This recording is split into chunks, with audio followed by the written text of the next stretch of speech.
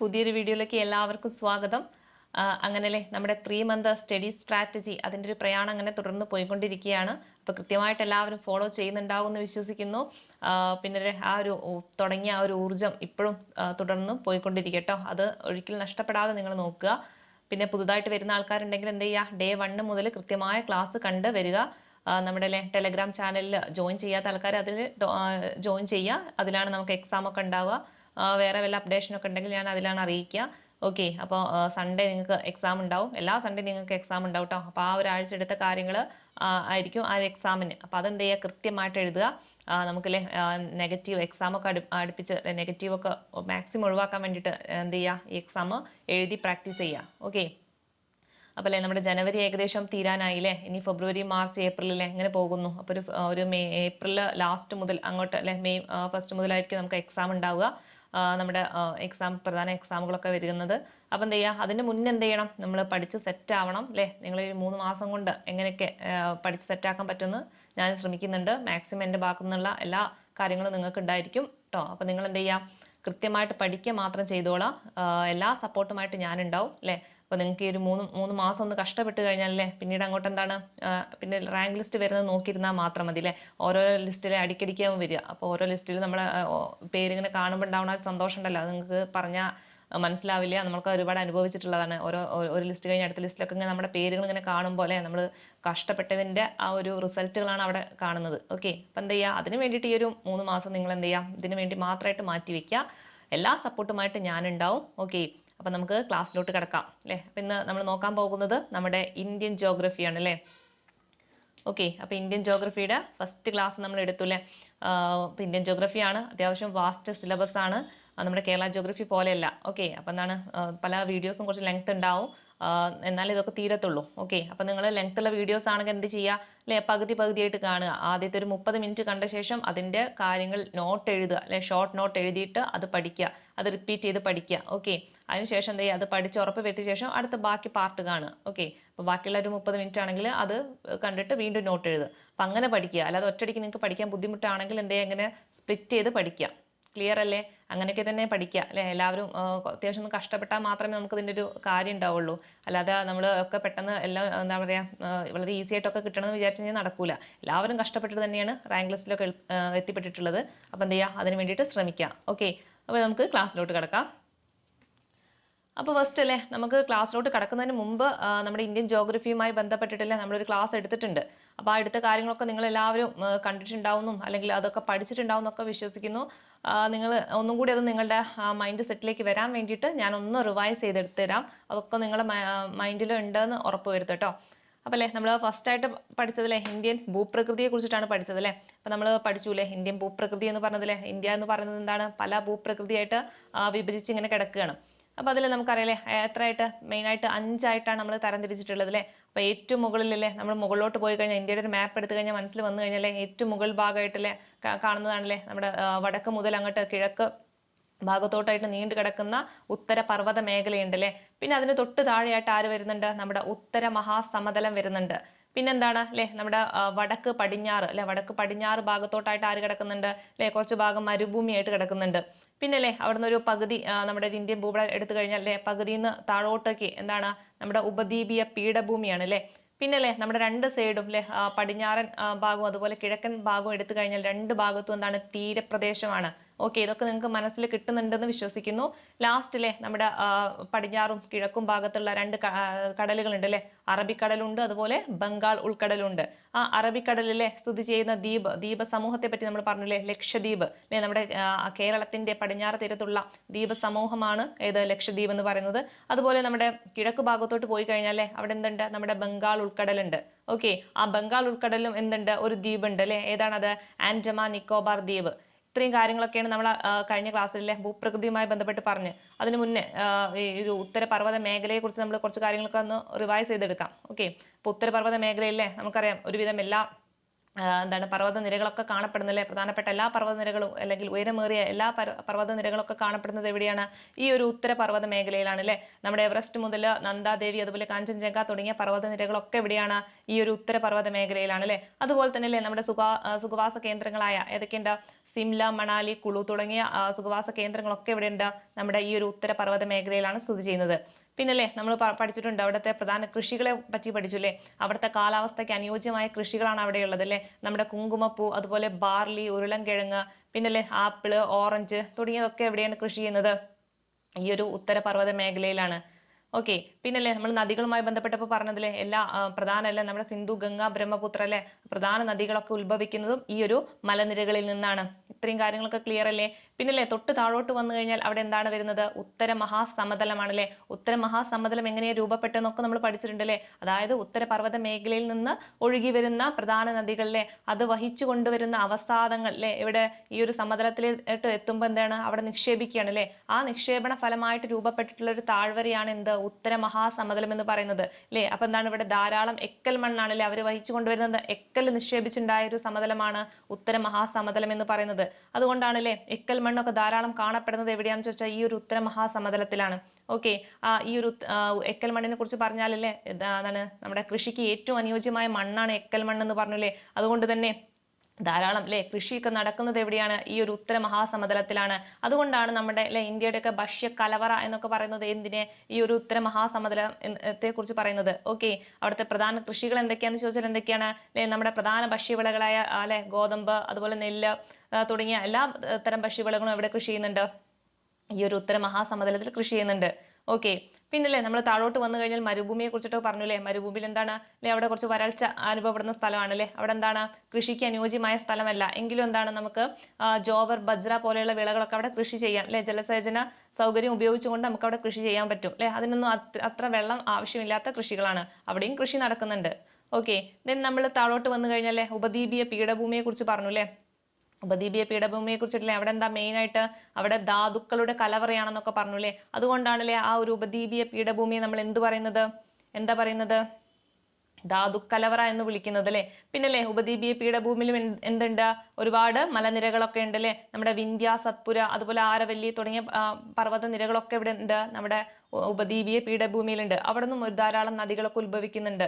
Okay, നമ്മുടെ കൃഷ്ണ, കാവേരി, ഗോദാവരി തുടങ്ങിയ അതുപോലെ നർമ്മദ, താപ്തി അതൊക്കെ എവിടെ നിന്നാണ് ഉത്ഭവിക്കുന്നത്? ഈ ഒരു ഉപദ്വീപീയ പീഠഭൂമിയിൽ നിന്നാണ്. ക്ലിയർ അല്ലേ? അല്ലെ അവിടുത്തെ പ്രധാന ധാതു നിക്ഷേപങ്ങൾ എന്ന് പറഞ്ഞാൽ ഏതൊക്കെയാണ്? കൽക്കരി, മാംഗനീസ് അല്ലെ, ബോക്സൈറ്റ് തുടങ്ങിയതൊക്കെയാണ് അവിടുത്തെ പ്രധാന ധാതു നിക്ഷേപം എന്ന് പറയുന്നത് അല്ലെ? ആ ഒരു ഭൂപ്രകൃതി രൂപപ്പെട്ടത് എങ്ങനെയാണെന്ന് നമ്മൾ പഠിച്ചിട്ടുണ്ട് അല്ലെ? ലാവ തണുത്തുറഞ്ഞ് രൂപപ്പെട്ട അല്ലെ രൂപപ്പെട്ടതാണ് ഈ ഒരു ഉപദ്വീപീയ പീഠഭൂമി എന്ന് പറയുന്നത്. അതുകൊണ്ട് തന്നെ അവിടുത്തെ ഏറ്റവും കൂടുതൽ കാണപ്പെടുന്ന മണ്ണിനം ഏതാണ്? കറുത്ത മണ്ണാണ് അല്ലെ? എങ്ങനെയാ കറുത്ത മണ്ണ് ഉണ്ടാവുന്നത്? ലാവ തണുത്തുറഞ്ഞിട്ടാണ് അല്ലെ? തണുത്തുറഞ്ഞിട്ട് ആ ലാവ എന്ത് ചെയ്യുന്നു? പൊടിഞ്ഞിട്ട് അല്ലെ? ആ പൊടിഞ്ഞിട്ടാണ് ഈ ഒരു കറുത്ത മണ്ണ് ഉണ്ടാകുന്നത്. കറുത്ത മണ്ണിൽ ഏറ്റവും അനുയോജ്യമായ കൃഷി ഏതാന്ന് ചോദിച്ചാൽ ഏതാണ്? പരുത്തിയാണ്. അതുപോലെ കരിമ്പ് നമുക്ക് കൃഷി ചെയ്യാം. ഓക്കെ, ക്ലിയർ അല്ലേ? പിന്നെന്തൊക്കെ പറഞ്ഞു നമ്മള്? ഉപദ്വീപീയ പീഠഭൂമി കഴിഞ്ഞാൽ പിന്നെ താഴത്തോട്ട് വന്നു കഴിഞ്ഞാൽ നമ്മുടെ തീരസമതലമാണ് അല്ലെ? എവിടെയാണല്ലേ നമ്മുടെ പടിഞ്ഞാറൻ തീരസമതലം ഉണ്ട് അതുപോലെ കിഴക്കൻ തീരസമതലവും ഉണ്ട്. നമ്മുടെ കേരളം ഏത് തീരസമതലത്തിന്റെ ഭാഗമാണെന്ന് ചോദിച്ചാൽ ഏത് ഭാഗമാണ്? നിങ്ങൾ ഓർത്ത് പറഞ്ഞേ, നമ്മുടെ കേരളം എന്ന് പറയുന്നത് ഏത് തീരസമതലത്തിന്റെ ഭാഗമാണ് അല്ലെ? നമുക്ക് ഇന്ത്യയുടെ പിക്ചർ മനസ്സിലുണ്ടെങ്കിൽ നമുക്ക് കിട്ടൂലേ? നമ്മുടെ ഏത് ഭാഗത്താ? പടിഞ്ഞാറ് ഭാഗത്താണല്ലേ? അപ്പൊ പടിഞ്ഞാറൻ തീരസമതലത്തിന്റെ ഭാഗമാണ് കേരളം എന്ന് പറഞ്ഞത്. ഓക്കെ, ഇനിയില്ലേ നമ്മുടെ ദ്വീപുകളിലോട്ട് വന്നു കഴിഞ്ഞാല് ആരാണ്? അറബിക്കടലിൽ ആരുണ്ട്? അറബിക്കടലിൽ നമ്മുടെ ലക്ഷദ്വീപ് ഉണ്ട്. അതുപോലെ ബംഗാൾ ഉൾക്കടലിൽ ആരുണ്ട്? ആൻഡമാൻ നിക്കോബാർ ദ്വീപുകളുണ്ട്. ഓക്കെ, ഇത്രയും ഭാഗങ്ങളൊക്കെ ക്ലിയർ അല്ലേ? എല്ലാം മൈൻഡിലേക്ക് വന്നില്ലേ നിങ്ങളുടെ? ഇനി ബാക്കി ക്ലാസ്സിലോട്ട് പോകാം. ഓക്കെ, അപ്പൊ നമുക്ക് ക്ലാസ് എടുക്കാം. ഇവിടെ ഫസ്റ്റ് തന്നെ അല്ലേ ഇവിടെ നമുക്ക് ഒരു ബുക്കിൽ കുറച്ച് കാര്യങ്ങളാണ് കൊടുത്തിട്ടുള്ളത്. അതെന്താ നിങ്ങൾ വായിക്കേണ്ട ആവശ്യമൊന്നുമില്ല. ഒരൊറ്റ കാര്യം ഇവിടെ പഠിച്ചു വെച്ചാൽ മതി. ദേവഭൂമിയിലൂടെ എന്ന ബുക്ക് ആരുടേതാണെന്ന് ചോദിച്ചാൽ MK രാമചന്ദ്രന്റെയാണ് കേട്ടോ. അത് ഹിമാലയവുമായി ബന്ധപ്പെട്ടിട്ട് അയാളുടെ ഒരു യാത്രാ വിവരണം അവിടെ കൊടുത്തതാണ്. അവിടെ നമുക്ക് എന്താ വേണ്ടത്? ആ ഒരു ബുക്കിന്റെ പേരും അത് എഴുതിയ ആളുടെ പേരും ഒന്ന് ഓർത്ത് വെച്ചേക്കാം. എന്താണ്? ദേവഭൂമിയിലൂടെ അല്ലെ? ആ ബുക്ക് ആരുടേന്ന് ചോദിച്ചാൽ MK രാമചന്ദ്രന്റെയാണ്. ഓക്കെ, അപ്പൊ ദേവഭൂമിയിലൂടെ എന്ന ബുക്ക് ആരുടേതാണ്? MK രാമചന്ദ്രൻ. ദെൻ ഒരു ബോക്സിലോട്ട് വന്നു കഴിഞ്ഞാൽ ഇന്ത്യയുടെ സ്ഥാനത്തെ കുറിച്ച് പറയുന്നുണ്ട് അല്ലെ? നമ്മുടെ കേരളത്തിന്റെ അക്ഷാംശം രേഖാംശ സ്ഥാനമൊക്കെ നമ്മൾ പഠിച്ചിട്ടുണ്ട് അല്ലെ? അപ്പൊ അല്ലെ ഇനി ഇന്ത്യയുടെ സ്ഥാനം കൂടി നമ്മൾ പഠിക്കണം. ഓക്കെ, അപ്പൊ അക്ഷാംശ സ്ഥാനം എത്രയാണെന്ന് പറയുന്നുണ്ട് അല്ലേ? എത്രയാണ്? 8°4 വടക്ക് മുതൽ 37°6 വടക്ക് വരെയാണ്. ഓക്കെ, എന്താണ് 8° അല്ലേ? 8°4 വടക്ക് മുതൽ 37°6 വടക്ക് വരെയാണ്. ഓക്കെ, വടക്ക് എന്നുള്ളൊരു വേർഡ് നിങ്ങൾ കൃത്യമായിട്ട് പഠിക്കണം കേട്ടോ. പലപ്പോഴും ഓപ്ഷനിൽ എന്താണ് വടക്ക്, തെക്ക്, കിഴക്ക് എന്നൊക്കെ പറയും. അപ്പൊ എന്താണ് ഈ ഒരു വടക്ക് എന്നുള്ള ഭാഗവും അല്ലെ നമ്മുടെ അക്ഷാംശ സ്ഥാനത്താണ് വടക്ക് എന്നുള്ളത് മനസ്സിലാക്കി വെക്കണം. അതുപോലെ തന്നെ രേഖാംശം അല്ലെ, രേഖാംശം എന്ന് പറയുന്നത് എത്രയാണ്? 68°7 കിഴക്ക് മുതൽ 97°25 കിഴക്ക് വരെയാണ് അല്ലെ. രേഖാംശം എന്ന് പറയുന്നത് ഏത് ഭാഗത്താണ്? നമ്മുടെ കിഴക്ക് ഭാഗത്താണ് അല്ലെ. ഓക്കെ, അപ്പൊ അക്ഷാംശം എന്ന് പറയുന്നത് വടക്ക് ഭാഗത്താണ്, അതുപോലെ രേഖാംശം എന്ന് പറയുന്നത് കിഴക്ക് ഭാഗത്താണ്. അത് ഓർത്ത് വെക്കണം. ഓക്കെ, അപ്പൊ അക്ഷാംശം എന്ന് പറയുന്നത് എത്രയാണ്? 8°4 അതുപോലെ 37°6 അല്ലെ, അതുവരെയാണ് വരുന്നത്.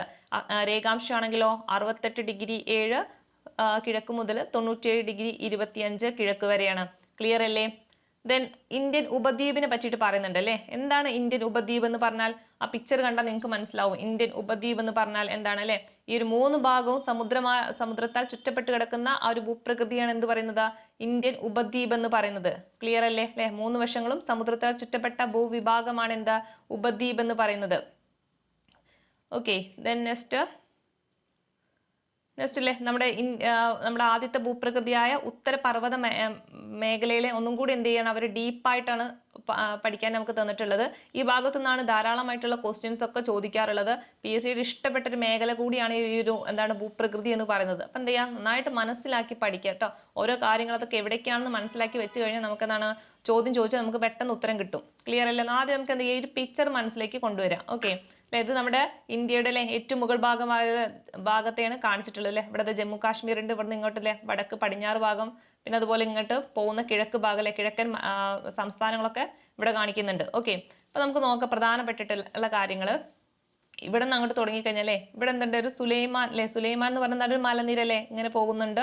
പിന്നെ ഇവിടുന്ന് ഒരു ഹിന്ദു കുഷ് വരുന്നുണ്ട് അല്ലെ, ഹിന്ദു കുഷ് ഇവിടെ വരുന്നുണ്ട്. അപ്പൊ സുലൈമാന്റെ ഈ ഭാഗത്താണ്, വടക്ക് പടിഞ്ഞാറ് ഭാഗത്ത് നിന്ന് ഇങ്ങനെ വരുന്ന പിന്നെ ഒരു ഹിന്ദു കുഷ് ഉണ്ട്. പിന്നെ ഏറ്റവും മുകളിലായിട്ടല്ലേ നമ്മുടെ ലോകത്തിന്റെ മേൽക്കൂര എന്നറിയപ്പെടുന്ന പാമിർ അല്ലെ. പാമിർ എന്ന് പറഞ്ഞാൽ എന്താ? ലോകത്തിന്റെ മേൽക്കൂര എന്നറിയപ്പെടുന്നത് അല്ലെ. എന്തുകൊണ്ടാ പറയുന്നത് മനസ്സിലായില്ലേ? നമ്മുടെ അല്ലെ ഏറ്റവും മുകളിലായിട്ട് ഇങ്ങനെ കിടക്കുകയാണ് അല്ലെ, ഒരു എന്താണ് മേൽക്കൂര പോലെ ഇങ്ങനെ കിടക്കുകയാണ്. അതുകൊണ്ടാണ് ലോകത്തിന്റെ മേൽക്കൂര എന്നൊക്കെ അറിയപ്പെടുന്നത്. ഏതിനെയാണ്? പാമിറിനെയാണ്. പിന്നെ അവിടുന്ന് അല്ലെ കുൻലുൻ വരുന്നുണ്ട്, കുൻലുൻ മലനിരകൾ വരുന്നുണ്ട്. ഓക്കെ, ദെൻ നമ്മുടെ പ്രധാന അല്ലെ ഉത്തരപർവ്വത മേഖല ഇങ്ങനെ തരംതിരിച്ചിട്ടുണ്ട് അല്ലെ, ABC ആയിട്ടും പിന്നീട് അല്ലെ ഇവിടുന്ന് കുറച്ച് വേറെ ഭാഗമായിട്ട് തരംതിരിച്ചിട്ടുണ്ട്. പിന്നെ ഇങ്ങനെ പോകുന്നുണ്ട് എവിടെ വരെ അല്ലെ, നമ്മുടെ കിഴക്ക് ഭാഗം വരെ പോകുന്നുണ്ട്. ഓക്കെ, ഇതാണ് കിഴക്കൻ മലനിരകൾ എന്നൊക്കെ പറയുന്നത്. ക്ലിയർ അല്ലേ? പിന്നെ എന്ത് ചെയ്യാം, നമുക്ക് ഇതുമായി ബന്ധപ്പെട്ടുള്ള കാര്യങ്ങൾ നോക്കാം. അപ്പൊ നിങ്ങൾക്ക് മനസ്സിലായ ചിത്രം വന്നോളൂ. അതിനു മുന്നേ പാമീർ പീഠഭൂമിയെ പറ്റിയിട്ട് ഒന്ന് നോക്കാം. മധ്യേഷ്യയിൽ സ്ഥിതി ചെയ്യുന്ന പാമീർ പീഠഭൂമി അറിയപ്പെടുന്നത് എന്ത് പേരിലാണ്? ലോകത്തിന്റെ മേൽക്കൂര എന്നാണ് അല്ലെ. മധ്യേഷ്യയിൽ സ്ഥിതി ചെയ്യുന്ന പാമീർ പീഠഭൂമി എന്ത് പേരിൽ അറിയപ്പെടുന്നത്? ലോകത്തിന്റെ മേൽക്കൂര എന്നാണ് അറിയപ്പെടുന്നത്. പിന്നെ അല്ലെ നമ്മൾ പറഞ്ഞ പ്രധാന പർവ്വത നിരകൾ ഏതൊക്കെയാണ്? ഹിന്ദു കുഷ്, സുലൈമാൻ, ടിയാൻ ഷാൻ, കുൻലുൻ, അതുപോലെ കാരക്കോരം മുതലായ പർവ്വത നിരകളൊക്കെ എന്താണ് ഈ ഒരു പാമീർ പർവ്വതക്കെട്ടിൽ നിന്ന് വിഭിന്ന ദിശകളിലേക്ക് പിരിഞ്ഞു പോകുന്നവയാണ് അല്ലെ. അതുപോലെ തന്നെ കാരക്കോരം പർവ്വതനിരയുടെ തുടർച്ചയാണ് ടിബറ്റിലെ കൈലാസ പർവ്വതനിരകൾ എന്ന് പറയുന്നത്. അതും കൂടി ഒന്ന് ഓർത്ത് വെക്കുക. ഏതിന്റെ തുടർച്ചയാണ്? കാരക്കോരം പർവ്വതനിരയുടെ തുടർച്ചയാണ് ഏത്? കൈലാസ പർവ്വതനിര എന്ന് പറയുന്നത്. നമുക്ക് ഈ പിക്ചറിൽ കണ്ടാൽ മനസ്സിലാവും. ഓക്കെ, ഇതാ ഈ ഫസ്റ്റ് ഭാഗം അല്ലെ, ഈ ABC എന്ന് പറയുന്നത് ഏതൊക്കെയാണ്? ഇത് കാരക്കോറം, അതുപോലെ ഇതേതാണ് ലഡാക്ക്, സസ്കർ, ഇങ്ങനെ പോകുന്നതാണ് കേട്ടോ പർവ്വതനിരകൾ. നമ്മൾ ഡീപ്പായിട്ട് പറയും. അപ്പൊ ഇതിന്റെ അല്ലേ ഈ കാരക്കോറം പർവ്വതനിരയുടെ തുടർച്ചയായിട്ടാണ് ഏത് പോകുന്നത്? കണ്ടില്ലേ, കൈലാസ നിരകൾ പോകുന്നത്. അപ്പൊ അതാണ് അവിടെ പറഞ്ഞിട്ടുള്ളത്. ഓക്കെ, ക്ലിയർ അല്ലേ? ഇനി നമുക്ക് ഓരോ ഭാഗങ്ങളായിട്ട് പോകാം. ഫസ്റ്റ് വൺ അല്ലേ, ഉത്തരപർവ്വത മേഖലയെ എങ്ങനെയായിട്ട് തരംതിരിക്കുന്നുണ്ട്? ഇപ്പൊ നമ്മൾ കണ്ട ഭാഗം എന്താണ്? ഉത്തരപർവ്വത മേഖലയാണ് അല്ലെ. അപ്പൊ അതിന്റെ പിക്ചറാണ് നമ്മൾ കണ്ടത്. അപ്പൊ ആ ഒരു ഉത്തരപർവ്വത മേഖലയെ എന്തൊക്കെയായിട്ട് തരംതിരിച്ചിട്ടുണ്ട്? ട്രാൻസ് ഹിമാലയം, അതുപോലെ ഹിമാലയം, അതുപോലെ കിഴക്കൻ മലനിരകൾ എന്നാണ് അറിയപ്പെടുന്നത്. ഓക്കെ, എന്തൊക്കെയാണ്? ട്രാൻസ് ഹിമാലയം, ഹിമാലയം, കിഴക്കൻ മലനിരകൾ അല്ലെ. നമുക്ക് ആ പിക്ചർ കണ്ടാൽ മനസ്സിലാവും. ഇവിടെ ഓരോ ഭാഗമായിട്ട് കൊടുത്തത് കണ്ടില്ലേ? ഈ ABC എന്ന് പറഞ്ഞതാണ് ട്രാൻസ് ഹിമാലയം എന്ന് പറയുന്നത്. ഓക്കെ, ഇതിൽ 1, 2, 3 ഇങ്ങനെ കൊടുത്തിട്ടുള്ളത് എന്താണ്? ഹിമാലയമാണ്. പിന്നെ ഇപ്പോഴത്തെ ലാസ്റ്റ് നമ്മുടെ കിഴക്ക് ഭാഗത്തോട്ട് വന്നു കഴിഞ്ഞാൽ അതേതാണ്? കിഴക്കൻ മലനിരകളാണ്. ക്ലിയർ അല്ലേ? ഇനി ഈ ABC ഏതൊക്കെയാന്ന് വെച്ച് കഴിഞ്ഞാൽ അല്ലേ, നമ്മുടെ കാരക്കോറം ഉണ്ട്, ഇത് ലഡാക്ക് ഉണ്ട്, ഇത് സസ്കർ ഉണ്ട്. ഓക്കെ, പിന്നെ നമ്മുടെ ഹിമാലയവുമായി ബന്ധപ്പെട്ടിട്ട് ഏതൊക്കെയുണ്ട്? ഹിമാദ്രി ഉണ്ട്, ഹിമാചൽ ഉണ്ട്, സിവാലിക് ഉണ്ട്. ഓക്കെ, ഏതൊക്കെയാണ്? ഹിമാദ്രി, ഹിമാചൽ, സിവാലിക്. ദെൻ ലാസ്റ്റ് ഇങ്ങോട്ട് വന്നു കഴിഞ്ഞാൽ ഏതാണ്? കിഴക്കൻ മലനിരകളാണ്. ഓക്കെ, ക്ലിയർ ആയില്ലേ? നമുക്ക് അതുമായി ബന്ധപ്പെട്ട കാര്യങ്ങൾ നോക്കാം. അല്ലേ, ഇതാണല്ലേ ഉത്തരപർവ്വത മേഖലയെ നമ്മൾ പറഞ്ഞു മൂന്നായിട്ടാണ് തരംതിരിക്കുന്നത്. ഓക്കെ, എത്രയായിട്ടാണ് ഉത്തരപർവ്വത മേഖലയെ തരംതിരിക്കുന്നത്? അതായത് നമ്മുടെ മൊത്തം ഇന്ത്യൻ ഭൂപ്രകൃതി എന്ന് പറഞ്ഞാൽ 5ആയിട്ട് തരംതിരിച്ചില്ലേ? അതിൽ ആദ്യത്തെ ഒന്നാണ് ഉത്തരപർവ്വത മേഖല എന്ന് പറഞ്ഞു. ഈ ഉത്തരപർവ്വത മേഖലയെ എന്താണ് വീണ്ടും നമ്മൾ എന്ത് ചെയ്യുക? തരംതിരിക്കാൻ പോവുകയാണ്. അത് മൂന്നായിട്ടാണ് തരംതിരിക്കുക. ഏതൊക്കെയാണ്? ട്രാൻസ് ഹിമാലയ ഉണ്ട്, അതുപോലെ ഹിമാലയ ഉണ്ട്, കിഴക്കൻ മലനിരകൾ. നിങ്ങൾ ആ പിക്ചറിൽ ഇപ്പൊ ഞാൻ കാണിച്ചിട്ടുണ്ടാവും, അതൊന്ന് മനസ്സിൽ കൊണ്ടുവരും അല്ലേ? ട്രാൻസ് ഹിമാലയ എവിടെയാണ് വരുന്നത് അല്ലേ? ഏറ്റവും മുകൾ ഭാഗത്തായിട്ടാണ് വരുന്നത് ട്രാൻസ് ഹിമാലയം വരുന്നത്. പിന്നെ അതിന്റെ തൊട്ട് താഴെയായിട്ടാണ് ആര് വരുന്നത്? ഹിമാലയം വരുന്നത് അല്ലേ? പിന്നെ അല്ലേ അങ്ങോട്ട് കിഴക്കോട്ട് പോകുമ്പോൾ അല്ലേ അതേതാണ്? കിഴക്കൻ മലനിരകളാണ്. ക്ലിയർ അല്ലേ? ഇനി നമുക്ക് ഈ ട്രാൻസ് ഹിമാലയത്തെ നമ്മൾ പറഞ്ഞില്ലേ ആ മൂന്നെണ്ണമായിട്ട് ABC കൊടുത്തത് കണ്ടില്ലേ? അതാണ് ഏതൊക്കെ? കാരക്കോറം മലനിരകൾ വരുന്നുണ്ട്. പിന്നെ ഏതാണ്? ലഡാക്ക്, പിന്നെ സസ്കർ.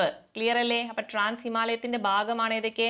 കാരക്കോറം, ലഡാക്ക്, സസ്കർ. ദെൻ ഹിമാലയം അല്ലേ? ഹിമാലയം നമ്മൾ അതിന്റെ തൊട്ട് ട്രാൻസ് ഹിമാലയത്തിന് തൊട്ട് താഴെയായിട്ട് കണ്ടു ഹിമാലയം വീണ്ടും മൂന്നായിട്ട് ഇങ്ങനെ കിടക്കുന്നത്. അത് ഏതൊക്കെയാണ്? ഹിമാദ്രി ഉണ്ട്, ഹിമാചൽ ഉണ്ട്, സിവാലിക് ഉണ്ട്. ഏതൊക്കെയാണ്? ആ ഓർഡറിൽ പഠിക്കണം കേട്ടോ, കാരണം ഇതിൽ ഉയരം കൂടിയത് ഏതാന്നൊക്കെ ചോദിക്കും. അതുകൊണ്ട് ആ ഒരു ഓർഡറിൽ പഠിക്കുക. ഏതാണ്? ഹിമാദ്രി, ഹിമാചൽ, സിവാലിക്. നമ്മുടെ ട്രാൻസ് ഹിമാലയത്തിലോട്ട് വരുമ്പോൾ ഏറ്റവും ഉയരത്തിൽ നിൽക്കുന്നത് ആരാണ്? കാരക്കോറം മലനിരകളാണ്. അതിന് തൊട്ട് താഴെയാണ് ലഡാക്ക് വരുന്നത്, അതിനും താഴെയാണ് സസ്കർ. പിന്നല്ലേ ഇതിന്റെ താഴത്താണ് എന്ത് വരുന്നത്? ഹിമാലയം വരുന്നത്. ആ ഹിമാലയത്തെയാണ് വീണ്ടും വിഭജിച്ചിട്ടുള്ളത്. എന്തൊക്കെ? ഹിമാദ്രി, ഹിമാചൽ, സിവാലിക് എന്ന്. ഓക്കെ, പിന്നെ ഇതിന്റെ ഇങ്ങോട്ട് കിഴക്കോട്ട് പോകും തോറും അവിടെയൊക്കെ കിഴക്കോട്ടൊക്കെ ചെല്ലുമ്പോൾ എന്താണ്? ഉയരം കുറഞ്ഞു കുറഞ്ഞു വരികയാണ്. അപ്പൊ കിഴക്കോട്ട് എത്തുമ്പോഴേക്കും അവിടുത്തെ മലനിരകൾ ഏതൊക്കെ പേരിൽ അറിയപ്പെടുന്നത്? പത്കായി ബൂം. ഒന്നാമത്തെയാണ് എന്ത്? പത്കായി ബൂം. രണ്ടാമത്തേത് നാഗ കുന്നുകൾ. മൂന്നാമത്തത് ഗാസി ഗാരോ ജയന്തിയ കുന്നുകൾ, അതുപോലെ മീസോ കുന്നുകൾ. വളരെ ഇമ്പോർട്ടന്റ് ആണ് കേട്ടോ, പലപ്പോഴും ചോദിക്കാറുണ്ട് ഈ ഗാസി ഗാരോ ജയന്തിയ കുന്നുകളൊക്കെ കാണപ്പെടുന്നത് ഏത് മേഖലയിലാണെന്നൊക്കെ ചോദിക്കാറുണ്ട്. അതുപോലെ പത്കായി ബൂം ഇതൊക്കെ ചോദിക്കാറുണ്ട്. അപ്പൊ അത് കൃത്യമായിട്ട് പഠിച്ചു വെച്ചേക്കുക. ഏതൊക്കെയാണ്? കിഴക്കൻ മലനിരകളുടെ ഭാഗം എന്ന് പറഞ്ഞത് പത്കായി ബൂം ഉണ്ട്, നാഗ കുന്നുകളുണ്ട്, ഗാസി ഗാരോ ജയന്തിയ കുന്നുകൾ, പിന്നെന്തുണ്ട്? മീസോ കുന്നുകൾ. ഓക്കെ, ക്ലിയർ അല്ലേ? അടുത്ത ഭാഗത്തിലോട്ട് പോകാം. ഇനി നമുക്കത് സെപ്പറേറ്റ് ആയിട്ട് പഠിക്കാൻ പോവാണ് അല്ലെ? ട്രാൻസ് ഹിമാലയത്തെ കുറിച്ചിട്ടാണ് പഠിക്കാൻ പോകുന്നത്. ഓക്കെ, നമ്മൾ ട്രാൻസ് ഹിമാലയം, ഹിമാലയം, പിന്നെ കിഴക്കൻ മലനിരകൾ ഇങ്ങനെയാണ് മൂന്നായിട്ട് തരംതിരിച്ചിട്ടുള്ളത്. അതിൽ ആദ്യത്തെ ട്രാൻസ് ഹിമാലയത്തെ കുറിച്ചിട്ടാണ് പഠിക്കുന്നത് അല്ലെ? നമ്മൾ പറഞ്ഞു അല്ലെ? ട്രാൻസ് ഹിമാലയം ഏതൊക്കെയുണ്ട്? കാരക്കോറം, ലഡാക്ക്, സസ്കർ. ഇത് ചേർന്നതാണ് എന്ത്? ട്രാൻസ് ഹിമാലയം എന്ന് പറയുന്നത്. അതുപോലെ തന്നെ ഇന്ത്യയിലെ ഏറ്റവും ഉയരമുള്ള കൊടുമുടി നമുക്കറിയാം അല്ലെ? ഏതാണ് ഇന്ത്യയിലെ ഏറ്റവും ഉയരമുള്ള കൊടുമുടി? ഏതാണ്? മൗണ്ട് K2 ആണ് അല്ലെ? ഇന്ത്യയിലെ ഏറ്റവും ഉയരമുള്ള കൊടുമുടി എന്ന് പറഞ്ഞത് ഇന്ത്യയിലാണ് കേട്ടോ. അപ്പൊ ഇന്ത്യയിലെ ഏറ്റവും ഉയരമുള്ള കൊടുമുടി ഏതാണ്? ലോകത്തിലെ എവറസ്റ്റ് ആണെന്ന് അറിയാം അല്ലെ? എന്നാൽ ഇന്ത്യയിൽ ഏറ്റവും ഉയരമുള്ള കൊടുമുടി ഏതാണ്? മൗണ്ട് K2 ആണ്. അങ്ങനെയാണെങ്കിൽ നിങ്ങളോട് ചോദ്യം അല്ലെ, ഇന്ത്യൻ ഉപദ്വീപിലെ ഏറ്റവും ഉയരം കൂടിയ കൊടുമുടി ഏതാണ്? ഏതാണ്? അത് നമ്മുടെ കേരളത്തിലുള്ള ആനമുടിയാണ് കേട്ടോ. അതും കൂടി ഒന്ന് ഓർത്ത് വെച്ചേക്കാം, മാറിപ്പോകരുത് എല്ലാം കൂടി. അപ്പം ഇന്ത്യയിലെ ഏറ്റവും ഉയരമുള്ള കൊടുമുടി എന്ന് പറയുന്നത് ഏതാണ്? മൗണ്ട് K2 ആണ് അല്ലെ? അതിന്റെ മറ്റൊരു പേരാണ് ഏത്? ഗോഡ്വിൻ ഓസ്റ്റിൻ എന്ന് പറയുന്നത്. ഓക്കെ, എന്താണ് മറ്റൊരു പേര്? ഗോഡ്വിൻ ഓസ്റ്റിൻ എന്ന് പറയുന്നത്. അതിന്റെ ഉയരം ഒന്ന് നിങ്ങൾ പഠിച്ചു വെച്ചേക്കുക. എത്രയാണ്? 8611 മീറ്റർ ആണ് കേട്ടോ. എത്രയാണ്? 8611 മീറ്റർ ആണ് നമ്മുടെ മൗണ്ട് K2ന്റെ ഉയരം എന്ന് പറയുന്നത്. ക്ലിയർ അല്ലേ? ഇനിയില്ലേ ഇത് എവിടെയാണ് കാണപ്പെടുക? നമ്മൾ പറഞ്ഞു ട്രാൻസ് ഹിമാലയത്തിലാണ് എന്ത് കാണുന്നത്? ഈ ഒരു മൗണ്ട് K2 കാണുന്നത് അല്ലെ? അപ്പൊ ഏറ്റവും ഉയരമുള്ള പർവ്വതനിര ആയതുകൊണ്ട് തന്നെ അല്ലേ ഈ ട്രാൻസ് ഹിമാലയത്തിലെ ഏറ്റവും ഉയരമേറിയ ഭാഗം ഏതാണ്? കാരക്കോറം ആണ് അല്ലെ? നമ്മളെ പിക്ചറിൽ കണ്ടല്ലേ ഇങ്ങനെ ആയിട്ടാണ് പോകുന്നത് അല്ലെ? അതായത് ഏറ്റവും മുകളിലുള്ളത് ABC ഇങ്ങനെയല്ലേ കാണുന്നത്? ഈ മുകളിലുള്ളതാണ് കാരക്കോറം എന്ന് പറയുന്നത്. അപ്പൊ ഇതിനായിരിക്കുമല്ലോ ഉയരം കൂടുതൽ. അപ്പൊ ഇവിടെ ആയിരിക്കില്ലേ നമ്മുടെ ഈ കൊടുമുടി? അപ്പൊ മൗണ്ട് K2 ഏതിലാന്ന് ചോദിച്ചാൽ ഏതിലാണ്? കാരക്കോറം മലനിരകളിലാണ്. പഠിച്ചു വെച്ചേക്കുക. ഓക്കെ, അപ്പൊ ട്രാൻസ് ഹിമാലയം മൂന്നായിട്ട് തരംതിരിക്കുന്നുണ്ട്. കാരക്കോറം, ലഡാക്ക്, സസ്കർ. നമ്മുടെ ഇന്ത്യയിലെ ഏറ്റവും ഉയരമേറിയ കൊടുമുടിയായ മൗണ്ട് K2 എവിടെയാണെന്ന് ചോദിച്ചാൽ എവിടെയാണ്? ഈ കാരക്കോറം മലനിരകളിലാണ്. ഓക്കെ, കിട്ടിയില്ലേ? ഈ ഒരു ട്രാൻസ് ഹിമാലയത്തിന്റെ ഏകദേശം ഉയരം എന്ന് പറഞ്ഞാൽ 6000 മീറ്റർ ആണ് കേട്ടോ. അതും കൂടി ഓർത്ത് വെച്ചേക്കുക. എത്രയാണ്? ട്രാൻസ് ഹിമാലയത്തിന്റെ ശരാശരി ഉയരം എന്ന് പറയുന്നത് 6000 മീറ്റർ ആണ്.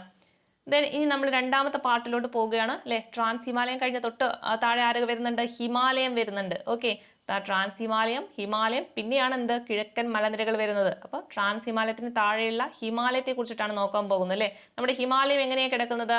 വടക്ക് പടിഞ്ഞാറ് മുതൽ തെക്ക് കിഴക്ക് ദിശയിലാണ് കിടക്കുന്നത്. അതായത് നമ്മുടെ ഇന്ത്യയുടെ ഈ ഒരു ഭൂപ്രകൃതി എടുത്തു കഴിഞ്ഞാല് അല്ലെ ഇങ്ങനെ എടുത്തു കഴിഞ്ഞാൽ ഈ ഒരു വടക്ക് പടിഞ്ഞാറിലെ ഇവിടെ മുതൽ അങ്ങോട്ടാണ് കിടക്കുന്നത്. ഓക്കെ, ഹിമാലയം എന്ന് പറഞ്ഞാൽ ഇവിടുന്ന് കിഴക്കോട്ടേക്ക് അങ്ങോട്ട് പോയി കിടക്കുകയാണ്. അപ്പോൾ ഹിമാലയം എന്ന് പറഞ്ഞു കഴിഞ്ഞാൽ വടക്ക് പടിഞ്ഞാറ് മുതൽ തെക്ക് കിഴക്ക് ദിശയിലോട്ടാണ് കിടക്കുന്നത്. ഓക്കെ, ഇനിയില്ലേ ഇവിടുത്തെ കിഴക്കൻ നമ്മൾ പറഞ്ഞില്ലേ കിഴക്കൻ പ്രദേശങ്ങളിലേക്ക് പോകും തോറും എന്താണ് ഈ പർവ്വതങ്ങളുടെ ഉയരത്തിന് എന്താ സംഭവിക്കുക? ഉയരം കുറയുകയാണ് ചെയ്യുക അല്ലെ. എന്താണ് ചെയ്യുക? ഉയരം കുറയുക. നമ്മൾ പഠിച്ചില്ലേ ഏറ്റവും മുകളിൽ നിന്ന് ഇങ്ങോട്ട് താഴോട്ട് പോകും തോറും അല്ലെ ഇവർക്ക് എന്താണ് ഈ മലനിരകൾക്ക് എന്താണ് ഉയരം കുറഞ്ഞിട്ടാണ് വരിക. അപ്പൊ ഇതും ഒരു പ്രാവശ്യം പരീക്ഷയ്ക്ക് ചോദിച്ചിട്ടുള്ളതാണ്. അപ്പൊ എന്ത് ചെയ്യുക നിങ്ങൾക്ക് മനസ്സിലാ പിക്ചർ, അതുകൊണ്ടാണ് ഞാൻ ആദ്യം തന്നെ തന്നത്. അപ്പൊ നമുക്ക് മനസ്സിലാവൂലേ താഴത്തോട്ട് ഇങ്ങോട്ട് ഇങ്ങനെ കിഴക്കോട്ട് പോകും തോറും എന്താണ് അതിന്റെ ഉയരം കുറഞ്ഞാണ് വരിക. ഓക്കെ, അവിടെ മൗണ്ട് എവറസ്റ്റിനെ കുറിച്ചിട്ട് ഒരു ബോക്സിൽ പറയുന്നുണ്ടാവും, ഓർത്ത് വെച്ചേക്കാം അല്ലെ. ലോകത്തിലെ ഏറ്റവും ഉയരമുള്ള കൊടുമുടിയാണ് ഏതാ? ഹിമാലയത്തില് ഏതാണ് ഹിമാലയ പർവ്വതത്തിലുള്ള മൗണ്ട് എവറസ്റ്റ് എന്ന് പറയുന്നത്. ഇത് എവിടെയാണ്? നേപ്പാളിലാണ് സ്ഥിതി ചെയ്യുന്നത് കേട്ടോ. അതും കൂടി ഓർത്ത് വെച്ചേക്കാം. എവിടെയാണ്? നേപ്പാളിലാണ് സ്ഥിതി ചെയ്യുന്നത്. ഇനി ഇതിന്റെ ഉയരം എത്രയാണ്? ഇതിന്റെ ഉയരം എത്രയാണെന്ന് ചോദിച്ചാൽ 88-48 മീറ്റർ ആണ്. അതിലിപ്പോൾ ചെറിയൊരു വേരിയേഷൻ ഉണ്ട്. അതായത് പോയിന്റിൽ ചെറിയ വ്യത്യാസം ഉണ്ട്. ചിലപ്പോൾ നമുക്ക് 88-49 പറയാറുണ്ട്. അതായത് 88-48.8 സംതിങ് അങ്ങനെ എന്തോ ആണ് വരുന്നത്. അപ്പൊ അതിന് ചില ബുക്കിൽ നമുക്ക് 88-49 കാണിക്കാറുണ്ട്. ഓക്കെ, 88-49 എന്ന് പറഞ്ഞാലും കറക്റ്റ് ആണ്. പക്ഷെ നമുക്ക് 88-48 പോയിന്റ് ആണ് വരുന്നത്. അപ്പം ഇത് രണ്ടും നിങ്ങൾ ഏകദേശം ഒരു രൂപം മനസ്സിലാക്കി വെക്കുക. ഓക്കെ, അപ്പൊ 8848 മീറ്റർ അല്ലെങ്കിൽ 8849 മീറ്റർ ആണ് എന്തിന്റെ? മൗണ്ട് എവറസ്റ്റിന്റെ ഉയരം എന്ന് പറയുന്നത്. ഓക്കെ, ഇത് എവിടെയാണ് കാണുന്നത്? നേപ്പാളിലാണ് സ്ഥിതി ചെയ്യുന്നത്. അതും കൂടി പഠിച്ചു വെച്ചേക്കാം. ദെൻ നമ്മൾ ഹിമാലയവുമായി ബന്ധപ്പെട്ടിട്ടില്ലേ, ഹിമാലയത്തെ നമ്മൾ പറഞ്ഞു മൂന്നായിട്ട് തരംതിരിക്കുന്നുണ്ടെന്ന് പറഞ്ഞില്ലേ. നമ്മൾ ആദ്യത്തെ ഏതാണ്? ഫസ്റ്റ് നമ്മൾ പറഞ്ഞത് ഏതാണ്? ട്രാൻസ് ഹിമാലയാണ് അല്ലെ. അത് കാരക്കോറം, ലഡാക്ക്, സസ്കർ എന്ന് പറഞ്ഞിട്ട് തരംതിരിച്ചു. ഇനി ഹിമാലയത്തെയും എന്ത് ചെയ്യുന്നുണ്ട്? തരംതിരിക്കുന്നുണ്ട് അല്ലെ. അതിന്റെ ഉയരത്തിനനുസരിച്ച് ഇങ്ങനെ തരംതിരിച്ച് പോകുന്നുണ്ട്. നിങ്ങൾക്ക് ഈ പിക്ചർ കണ്ടാൽ കൃത്യമായിട്ട് മനസ്സിലാവൂലേ. ഇതാണ് നമ്മുടെ ഒരു പിക്ചർ എന്ന് പറഞ്ഞാൽ അല്ലെ. അവിടെ നിന്ന് ഈ മലനിരകൾ ഇങ്ങനെ ഉയർന്നില്ലേ, ഏറ്റവും ഉയരമുള്ള ഭാഗം അല്ലെ, അത് ആദ്യം കഴിഞ്ഞു. പിന്നെ അങ്ങോട്ട് ഹിമാലയവുമായി ബന്ധപ്പെട്ടില്ല, ഇവിടെ കുറച്ച് ഉയരമുണ്ട്. പിന്നെ ഇവിടെ ചെറിയ ചെറിയ മലനിരകളാണ് ഇങ്ങനെ വരുന്നത്. ഓക്കെ, ക്ലിയർ അല്ലേ? അപ്പൊ ഇവിടെ ഫസ്റ്റ് ഭാഗം അല്ലെ ഹിമാദ്രിയാണ്. ഓക്കെ, നമ്മുടെ ഹിമാലയത്തിൽ 3 ഭാഗമായിട്ടാണ് തരംതിരിക്കുക. ഹിമാദ്രി, ഹിമാചൽ, സിവാലിക്. എന്തൊക്കെയാണ്? ഹിമാദ്രി, ഹിമാചൽ, സിവാലിക് എന്നാണ്. ഇതും എങ്ങനെ ഒരു ഓർഡറിൽ കൊടുത്തിരിക്കുന്നത് അല്ലെ, ഉയരത്തിന്റെ അനുസരിച്ചിട്ടാണ് അല്ലെ. അപ്പൊ ഹിമാദ്രിയാണ് ഇവിടെ ഏറ്റവും ഉയരം കൂടിയ ഭാഗം. പിന്നീട് അങ്ങോട്ട് ഹിമാചൽ, പിന്നീട് ഏറ്റവും താഴത്തോട്ടാണ് സിവാലിക് വരുന്നത്. ക്ലിയർ അല്ലേ? ഇനി നമുക്ക് ഹിമാദ്രി കുറിച്ച് പറയുകയാണെങ്കിൽ നമുക്കറിയാം ഏറ്റവും ഉയരം കൂടിയ എന്താണ് മലനിരയാണ് ഏത്? നമ്മുടെ ഹിമാലയത്തിലെ ഏറ്റവും ഉയരം കൂടിയതാണ് ഏത്? ഹിമാദ്രി എന്ന് പറയുന്നത്. ഇതൊരു ചോദിക്കാറുണ്ട്. അപ്പൊ ഹിമാലയത്തിലെ ഏറ്റവും ഉയരമേറിയ മലനിര എന്ന് ചോദിച്ചാൽ ഏതാണ്? അത് ഹിമാദ്രിയാണ് കേട്ടോ. അപ്പൊ ഹിമാലയത്തിലെ ഏറ്റവും ഉയരമേറിയ മലനിര എന്ന് പറഞ്ഞാൽ ഏതാണ്? ഹിമാദ്രിയാണ്. ഇതിന്റെ ശരാശരി ഉയരം എന്ന് പറയുന്നത് 6000 മീറ്റർ ആണ് കേട്ടോ. അതൊന്ന് മനസ്സിലാക്കി വെക്കുക. എത്രയാണ് ഇതിന്റെ ശരാശരി ഉയരം എന്ന് പറയുന്നത്? 6000 മീറ്റർ ആണ് അല്ലെ. പിന്നെ നമ്മൾ പറഞ്ഞില്ലേ പ്രധാന നദികളൊക്കെ ഉത്ഭവിക്കുന്നത് എവിടുന്നാണ്? നമ്മുടെ ഹിമാദ്രിയിൽ നിന്നാണ് കേട്ടോ. അത് ഓർത്ത് വെക്കുക അല്ലെ. നമ്മുടെ പ്രധാന ഗംഗ, ബ്രഹ്മപുത്ര തുടങ്ങിയ നദികളൊക്കെ, ഗംഗ, യമുന ഒക്കെ എവിടുന്നാണ് ഉത്ഭവിക്കുന്നത് ചോദിച്ചാൽ എവിടുന്നാണ്? നമ്മുടെ ഹിമാദ്രിയിൽ നിന്നാണ് കേട്ടോ. അതും പഠിച്ചു വെച്ചേക്കുക. എവിടുന്നാണ്? ഹിമാദ്രിയിലെ. ഇവിടുത്തെ ഉയരമേറിയ സ്ഥലം എവിടെയാണ്? ഹിമാദ്രിയാണ്. അവിടുന്നാണ് നമ്മുടെ നദികളൊക്കെ ഉത്ഭവിക്കുന്നത്. ഓക്കെ, പിന്നെ അല്ലെ പ്രധാന മലനിരകളായിട്ടുള്ള കാഞ്ചൻജംഗ, നന്ദാദേവി ഒക്കെ കാണപ്പെടുന്നത് എവിടെയാണ്? ഈ ഒരു ഹിമാദ്രിയിലാണ് കേട്ടോ. അതും ഓർത്ത് വെച്ചേക്കാം. നമുക്ക് കൺഫ്യൂഷൻ വരില്ല. കാരണം എന്താണ്? ഏറ്റവും ഉയരമേറിയ പർവ്വതനിരകളൊക്കെ എവിടെയാണ്? ഉയരമേറിയ സ്ഥലത്താണ് ഉണ്ടാവുക അല്ലെ. ഈ ഹിമാലയത്തിലാണ് ഉണ്ടാവുന്നത്. അതിൽ ഏറ്റവും ഉയരമേറിയ ഭാഗം എന്ന് പറയുന്നത് ഏതാണ്? ഹിമാദ്രിയാണ്. അപ്പൊ അതുകൊണ്ടാണ് കാഞ്ചൻജംഗ, നന്ദാദേവി ഒക്കെ എവിടെ കാണുന്നത്? ഈ ഹിമാദ്രിയിൽ കാണുന്നത്. ഓക്കെ, ക്ലിയർ അല്ലേ? സെറ്റ് അല്ലേ? അടുത്ത ഭാഗത്തിലോട്ട് പോകാം. ഹിമാദ്രി കഴിഞ്ഞാൽ ആരാണ്? തൊട്ട് താഴെയായിട്ട് ഹിമാചൽ ഉണ്ട് അല്ലെ. ഹിമാചലാണ് ആര്? അതായത് നമ്മുടെ ഹിമാദ്രിയുടെ തെക്ക് ഭാഗത്താണ് കാണപ്പെടുന്നത് ആര്? ഹിമാചൽ എന്ന് പറയുന്നത്. അപ്പൊ ഇവിടെ ഏറ്റവും ഉയരം കൂടിയ ഭാഗം, അവിടുന്ന് കുറച്ചും കൂടി ഉയരം കുറഞ്ഞിട്ടാണ് ഹിമാചൽ വരുന്നത്. അതായത് ഹിമാദ്രിയുടെ തെക്ക് ഭാഗം. ക്ലിയർ അല്ലേ? ഇനി ഇവിടെ ഇതിന്റെ ഒരു ശരാശരി ഉയരം എന്ന് പറഞ്ഞു കഴിഞ്ഞാൽ എത്രയാണ്? ശരാശരി ഉയരം എന്ന് പറഞ്ഞു കഴിഞ്ഞാൽ 3000 മീറ്റർ ആണ് കേട്ടോ. അപ്പൊ ഇതിന്റെ ഒരു ശരാശരി ഉയരം എത്രയാണ്? 3000 മീറ്റർ ആണ്. നമുക്ക് പഠിക്കാൻ എളുപ്പമാണ് അല്ലെ. ആദ്യത്തത് ഹിമാദ്രിക്ക് 6000 മീറ്റർ ആണ്. അതിന്റെ ഏകദേശം പകുതിയാണ് ആരുള്ളത്? ഹിമാചൽ ഉള്ളത്. ഓക്കെ, ഇവിടെയാണ് എന്താണ്? ഇവിടെ നമുക്ക് അത്യാവശ്യം ജനവാസ മേഖലയാണ് അല്ലെ. നമുക്ക് ഇതിന്റെ ഈ ഹിമാദ്രിയിൽ നമുക്ക് താമസിക്കാൻ പറ്റില്ല അല്ലെ. അവിടുത്തെ കാലാവസ്ഥ ഭയങ്കര തണുപ്പായിരിക്കും. അപ്പൊ ഹിമാചലിലോട്ടൊക്കെ വരുമ്പോഴെന്താണ്? അത്യാവശ്യം കുഴപ്പമില്ലാത്ത അല്ലെ, നമുക്ക് അതിജീവിക്കാൻ പറ്റുന്ന കാലാവസ്ഥയൊക്കെ ആയിരിക്കും അല്ലെ. നല്ല തണുപ്പുണ്ടെങ്കിലും നമുക്കൊന്ന് അതിജീവിക്കാൻ പറ്റും. അപ്പൊ അവിടെ ആയിരിക്കും പ്രധാന അല്ലെ ഹിൽ സ്റ്റേഷൻസുകളൊക്കെ ഉണ്ടാവും അല്ലെ. നമ്മുടെ പ്രധാന സുഖവാസ കേന്ദ്രങ്ങളൊക്കെ എവിടെയാണെന്ന് ചോദിച്ചാൽ എവിടെയാണ്? നമ്മുടെ ഹിമാചലിലാണ്. ഓക്കെ, ഇതിന്റെ ഒരു ശരാശരി ഉയരം എന്ന് പറഞ്ഞത് എത്രയാണ്? 3000 മീറ്റർ ആണ്. ഇനി ആ പ്രധാന സുഖവാസ കേന്ദ്രങ്ങൾ ഏതെല്ലാം എന്ന് പഠിച്ചു വെച്ചേക്കാം. ഏതൊക്കെയാണ്? ഷിംല, ഡാർജിലിംഗ്. ഏതൊക്കെയാണ്? ഷിംല, ഡാർജിലിംഗ്, അതുപോലെ കുളു, മണാലി. ഇതൊക്കെ എവിടെയാണ് കാണപ്പെടുന്നത്? നമ്മുടെ ഹിമാചലിലാണ്. ഓക്കെ, ഹിമാചൽ ഇവിടെ ഹിമാലയത്തിലൊക്കെ ട്രിപ്പ് പോയ ആൾക്കാർക്ക് മനസ്സിലാവും. ഓക്കെ, അപ്പൊ നിങ്ങൾ ഈ ഒരു ഭാഗങ്ങളൊക്കെ നിങ്ങൾക്ക് എന്ത് ചെയ്യാം, പോയ ആൾക്കാർക്ക് എന്ത് ചെയ്യാം, കണക്ട് ചെയ്ത് വെക്കുക. ദെൻ ഇനി നമുക്ക് അടുത്തത് സിവാലിക്കിനെ കുറിച്ചിട്ടാണ് പഠിക്കാനുള്ളത് അല്ലേ. അപ്പോൾ ഹിമാദ്രി കഴിഞ്ഞ് ഹിമാലയം കഴിഞ്ഞ അല്ല ഹിമാചൽ കഴിഞ്ഞ തൊട്ട് താഴെ ആരുണ്ട്? സിവാലിക് ഉണ്ട്. ഓക്കെ, അപ്പൊ എന്താണ് ഹിമാചലിന്റെ തെക്ക് ഭാഗത്താണ് കാണപ്പെടുന്നത്. അതായത് ഒക്കെ ഇങ്ങനെ ഉയരത്തിനനുസരിച്ചിട്ടാണ് ഇങ്ങനെ വരുന്നത്. ഓക്കെ, ഏറ്റവും മുകളിൽ ഹിമാദ്രി വരുന്നുണ്ട്, അതിന്റെ തെക്ക് ഭാഗത്തായിട്ട് ഹിമാചൽ വരുന്നുണ്ട്, പിന്നെ ആര് വരുന്നുണ്ട്? സിവാലിക് വരുന്നുണ്ട്. ഓക്കെ, ക്ലിയർ അല്ലേ?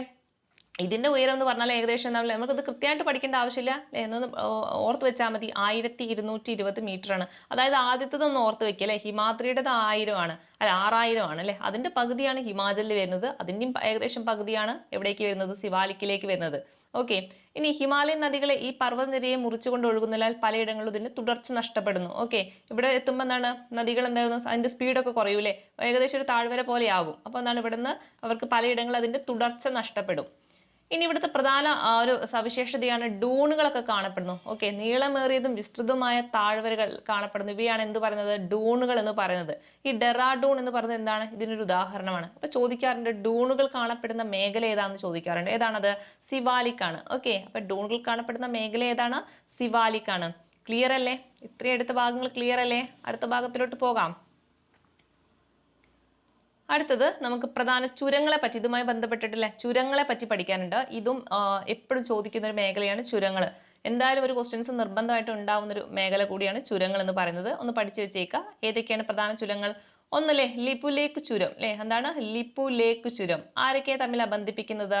ഉത്തരാഖണ്ഡിനെയും ടിബറ്റിനെയും തമ്മിൽ ബന്ധിപ്പിക്കുന്നതാണ് ഏത്? ലിപുലേക്ക് ചുരം എന്ന് പറയുന്നത്. ഓക്കെ, അടുത്തത് ഷിപ്കിലാവ് ചുരം അല്ലെ. ഷിപ്കിലാവ് ചുരം ആരൊക്കെ തമ്മിലാണ്? ഹിമാചൽ പ്രദേശിനെയും ടിബറ്റിനെയും തമ്മിലാണ് ബന്ധിപ്പിക്കുന്നത്. അപ്പൊ രണ്ടും ടിബറ്റിനെയാണ്. ഏതൊക്കെ? ലിപുലേക്കും ഷിപ്കിലായും. അപ്പൊ ലിപുലേക്ക് എന്തിനെയാണ്? ഉത്തരാഖണ്ഡിനെയും ടിബറ്റിനെയാണ്. എന്നാൽ ഷിപ്കിലയോ ഹിമാചൽ പ്രദേശിനെയും ടിബറ്റിനെയാണ് തമ്മിൽ ബന്ധിപ്പിക്കുന്നത്. ദെൻ സോജില ചുരം അല്ലെ. സോജില ആര് തമ്മിലാണ്? ശ്രീനഗർ ടു കാർഗിൽ അല്ലെ. ശ്രീനഗർ ടു കാർഗിൽ ആണ് ആര്? സോജില ചുരം ബന്ധിപ്പിക്കുന്നത്. Okay, then last one Nathula ചുരം അല്ലെ. Nathula Sikkim to Tibet. ഇത് സ്ഥിരം ക്വസ്റ്റ്യൻ ആട്ടോ. നാഥുല ചുരം ചോദിക്കും. സിക്കിം ടു ടിബറ്റ് പഠിച്ചു വെച്ചേക്കുക. സിക്കിമിനെയും ടിബറ്റിനെയും തമ്മിൽ ബന്ധിപ്പിക്കുന്നതാണ് ഏത്? നാഥുല ചുരം. ഓക്കെ, അപ്പൊ ലിപുലേക്ക് ആരൊക്കെ തമ്മിലാണ്? ഉത്തരാഖണ്ഡിനെയും ടിബറ്റിനെയും തമ്മിലും. പിന്നെ ഷിപ്കില ആരൊക്കെ തമ്മിലാണ്? ഹിമാചൽ പ്രദേശിനെയും ടിബറ്റിനെയും തമ്മിലും. സോജില നമ്മുടെ ശ്രീനഗറിനെയും കാർഗിലിനെയുമാണ്. ദെൻ നാഥുല ചുരം ആരൊക്കെയാണ്? സിക്കിമിനെയും ടിബറ്റിനെയും തമ്മിൽ ബന്ധിപ്പിക്കുന്നതാണ്. ക്ലിയർ അല്ലേ? അടുത്ത ഭാഗത്തിലോട്ട് പോകാം. ഓക്കെ, ഇനി നമ്മുടെ ഹിമാലയം രൂപപ്പെട്ടതുമായി ബന്ധപ്പെട്ടിട്ടുള്ള കുറച്ച് കാര്യമാണ് ഇവിടെ ഒരു ബോക്സിൽ കൊടുത്തിട്ടുള്ളത്. അതൊന്ന് ജസ്റ്റ് വായിക്കാം. ഓക്കെ, എങ്ങനെയാണ് ഹിമാലയം രൂപപ്പെട്ടതെന്ന് പറയുന്നുണ്ടല്ലേ. ഇന്ത്യൻ ഫലകവും അതുപോലെ യുറേഷ്യൻ ഫലകവും തമ്മിൽ കൂട്ടിമുട്ടിയപ്പോൾ എന്ത് ചെയ്തു? അവിടെ ഉണ്ടായിരുന്ന ഒരു സമുദ്രം ഉണ്ടായിരുന്നു അല്ലെ. ആ സമുദ്രത്തിന്റെ പേരാണ് തെതീസ് എന്ന് പറയുന്നത്. ഓക്കെ, അപ്പൊ ഇവർ രണ്ടും പരസ്പരം കൂട്ടിമുട്ടിയപ്പോൾ എന്തുണ്ടായി? ഈ ഒരു സമുദ്രത്തിന്റെ അടിത്തട്ട് സമ്മർദ്ദം കൊണ്ട് മുകളിലോട്ട് മടങ്ങി വന്നു. ആ ഒരു മടങ്ങി വന്ന പർവ്വത നിരയാണ് എന്തായിട്ട് അറിയപ്പെടുന്നത്? ഹിമാലയമായിട്ട് രൂപപ്പെട്ടത് എന്നാണ് പറയുന്നത്. ഓക്കെ, നിങ്ങൾക്ക് പിക്ചർ കണ്ടാൽ മനസ്സിലാവും. അതായത് രണ്ട് അല്ലെ ഫലകങ്ങൾ തമ്മിൽ ചലിക്കില്ലേ. ഒരുപാട് വർഷങ്ങൾ കൂടുമ്പോഴാണ് ഇതിങ്ങനെ അതായത് ഒരുപാട് വർഷം എടുക്കില്ല ഇതിങ്ങനെ ഒരു സെന്റിമീറ്റർ നീളത്തിലൊക്കെ ചലിച്ച് വരണമെങ്കിൽ. അപ്പൊ ഇങ്ങനെ ഒരുപാട് വർഷം കഴിഞ്ഞപ്പോൾ ഇതിങ്ങനെ ചലിച്ചില്ലേ. യുറേഷ്യൻ ഫലകവും അതുപോലെ ഏത് ഫലകമാണ്?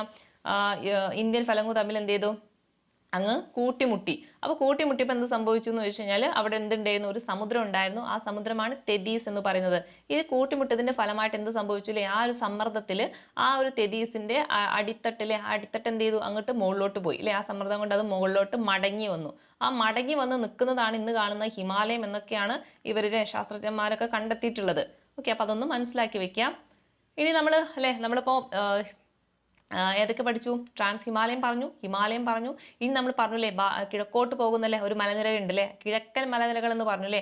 അപ്പൊ അല്ലെ അതെന്തൊക്കെയാ നോക്കാം. നമ്മൾ പറഞ്ഞില്ലേ സമുദ്രനിരപ്പിൽ നിന്ന് ഏകദേശം 500 മുതൽ 3000 മീറ്റർ വരെയാണ് ഈ ഒരു കിഴക്കൻ മലനിരകളുടെ ഉയരം എന്ന് പറയുന്നത്.